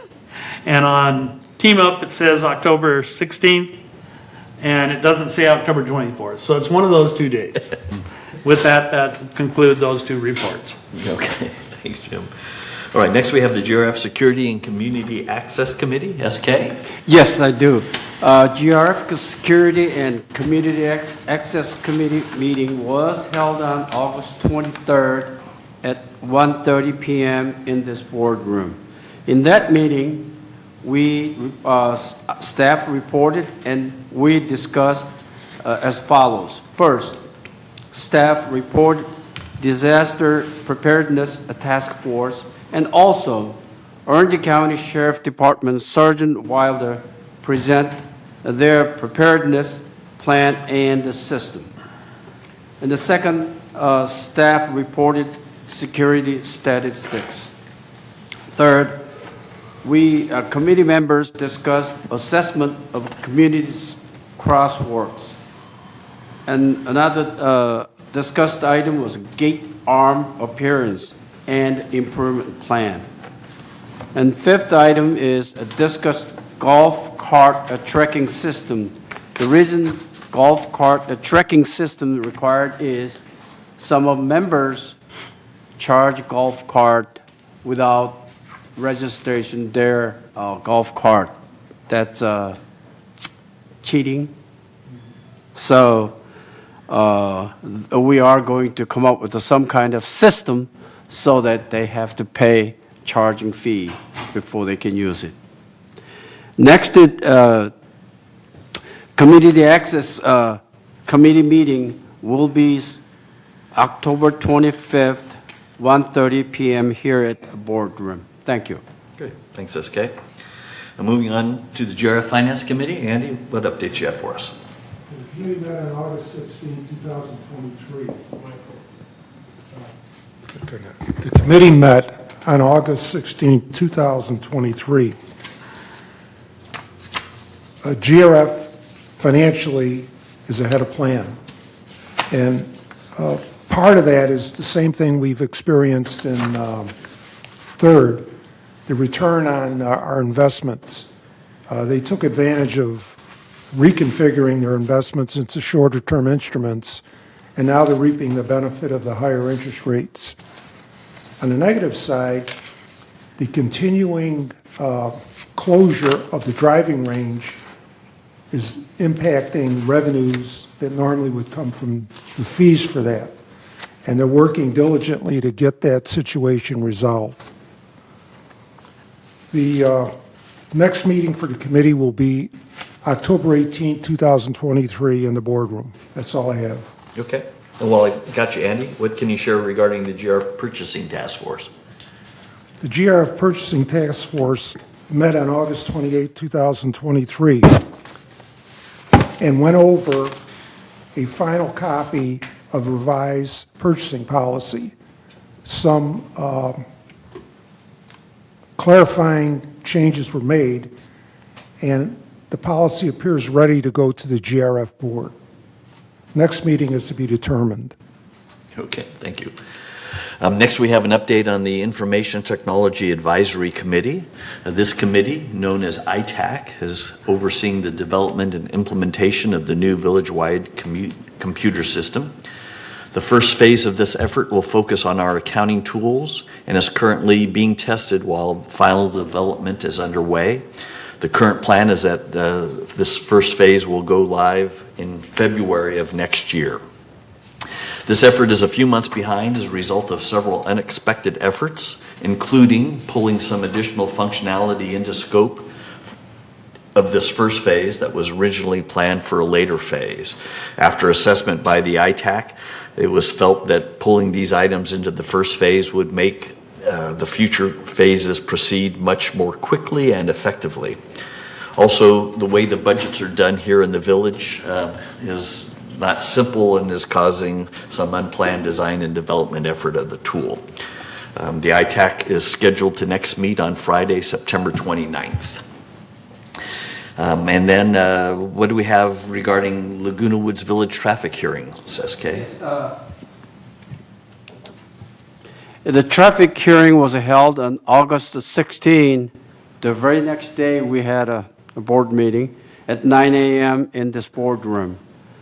In that hearing, we heard 4 violations, and the committee voted as follows. First, 3 voted guilty and pay fine, and 1 voted guilty but reduced the fine in half. The next traffic hearing is scheduled on September 20th, which is tomorrow, 9 a.m. at this board meeting. Okay, great, thanks. And finally, the following GRF committees have not met since the last third board meeting of August 15th, so there are no updates for these. The GRF Clubhouse Facilities Renovation Ad Hoc Committee last met on March 15th, and the date and time of its next meeting is to be determined. The GRF Website Ad Hoc Committee last met on May 22nd, and the date and time of its next meeting is to be determined. The GRF Maintenance and Construction Committee last met on August 9th, and is scheduled to next meet on Wednesday, October 11th at 9:30 a.m. here in the boardroom. The GRF Disaster Preparedness Task Force last met on July 25th and is scheduled to next meet on Tuesday, September 26th at 9:30 a.m. here in the boardroom. The GRF Mobility and Vehicles Committee last met on August 2nd and is scheduled to next meet on Wednesday, October 4th at 1:30 p.m. here in the boardroom. And the GRF Compliance Ad Hoc Committee last met on August 11th, and the date and time of its next meeting is to be determined. That concludes our committee reports. We're now at agenda item 15, which is for the board to note any items they'd like to be discussed at a future board meeting. So far on the list, we have 3 items that today we placed on 28-day member review and comment, which are amending the administrative fee for damage reimbursements, the revised stepping stone guidelines, and the implementation of a new program for owners to opt out of herbicide spraying around their manors. Are there any other items that anyone would like to be considered for a future monthly open board meeting? Okay, seeing none, we'll consider them no, but we can always add them during agenda prep or next month's board meeting. We're now at agenda item 16, director's comments. See if there's any last comments that anyone would like to share. SK, do you have any final comments? Yes, I do. For landscape, it's been about a month that I was getting complaint from around 55, 57, 55, 58, which is Luz del Sol Street. And their complaining was no landscape activity, although there's some mowing is happening, but trimming and shrubs is overgrown. In some cases, I saw supporting wood structure has been damaged and fell down. So total complaint that I have so far is from the 5 units. 55, 57A, 55, 58B, 2 units on Luz del Sol, 55, 47B units. No landscape works such as tree shrubs, trimming have not been done at least 2 months so far. And I saw myself is overgrown and invaded not only the path, concrete path, but some of the wood structure for the wall has been fallen as well because of rotten. Consequently, observed that the shrub and trees are overgrown and resulted in that I saw invaded into the path, concrete path, cover the unit numbers in some case so I can't see it, and cover the wall, cover the walls, and the shrub support beam broken and entire shrub being fell onto the ground. Wood fence being decayed and broken down. Entire area has not been cared of and not acceptable. It was terrible to me. And landscape department has been informed by each individual unit, and also I informed and alerted many times. So far, it has not been happened. This is not acceptable. And also, I invited Kurt and his manager to show them around over there. And at that time, he told me within the next 2 weeks, it will be done, but has not been done. This is not acceptable. That's my first comment. Second comment is the question to our CEO, Siobhan Foster. Is there any employee to whom we support employee transportation? The reason I'm asking is this. I observed our employee drove off 3:20 p.m. He was driving our car and off the lot and making I'm not going to detail of it, but drove off from our compound. And the very next day, I also observed the same car was parked at the usual parking spot. And I confirmed the employee was taking off on that date, confirmed with this fellow employee. So my question is, do we support any employee to whom we support employee transportation? If he has been using our car for his transportation, I'm assuming that he has been getting refueling our car at our gas station as well. So I'd like to get some answer from Siobhan Foster. Thank you. Thanks, SK. Andy, any comments? Yeah, I have just one comment. Myself and several members of this board are on a space utilization panel where we're looking at space utilization throughout the village.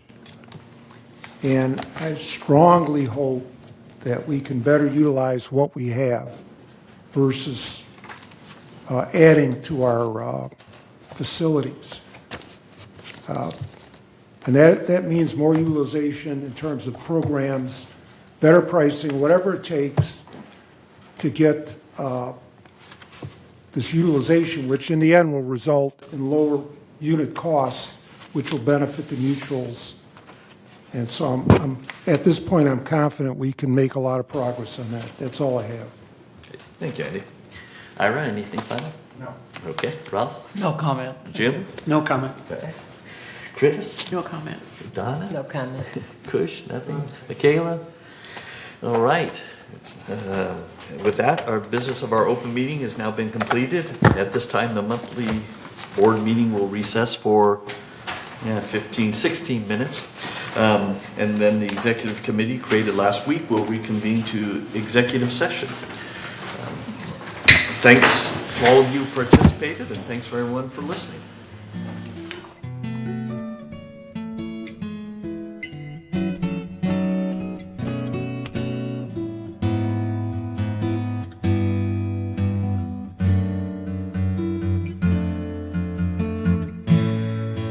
Thank you.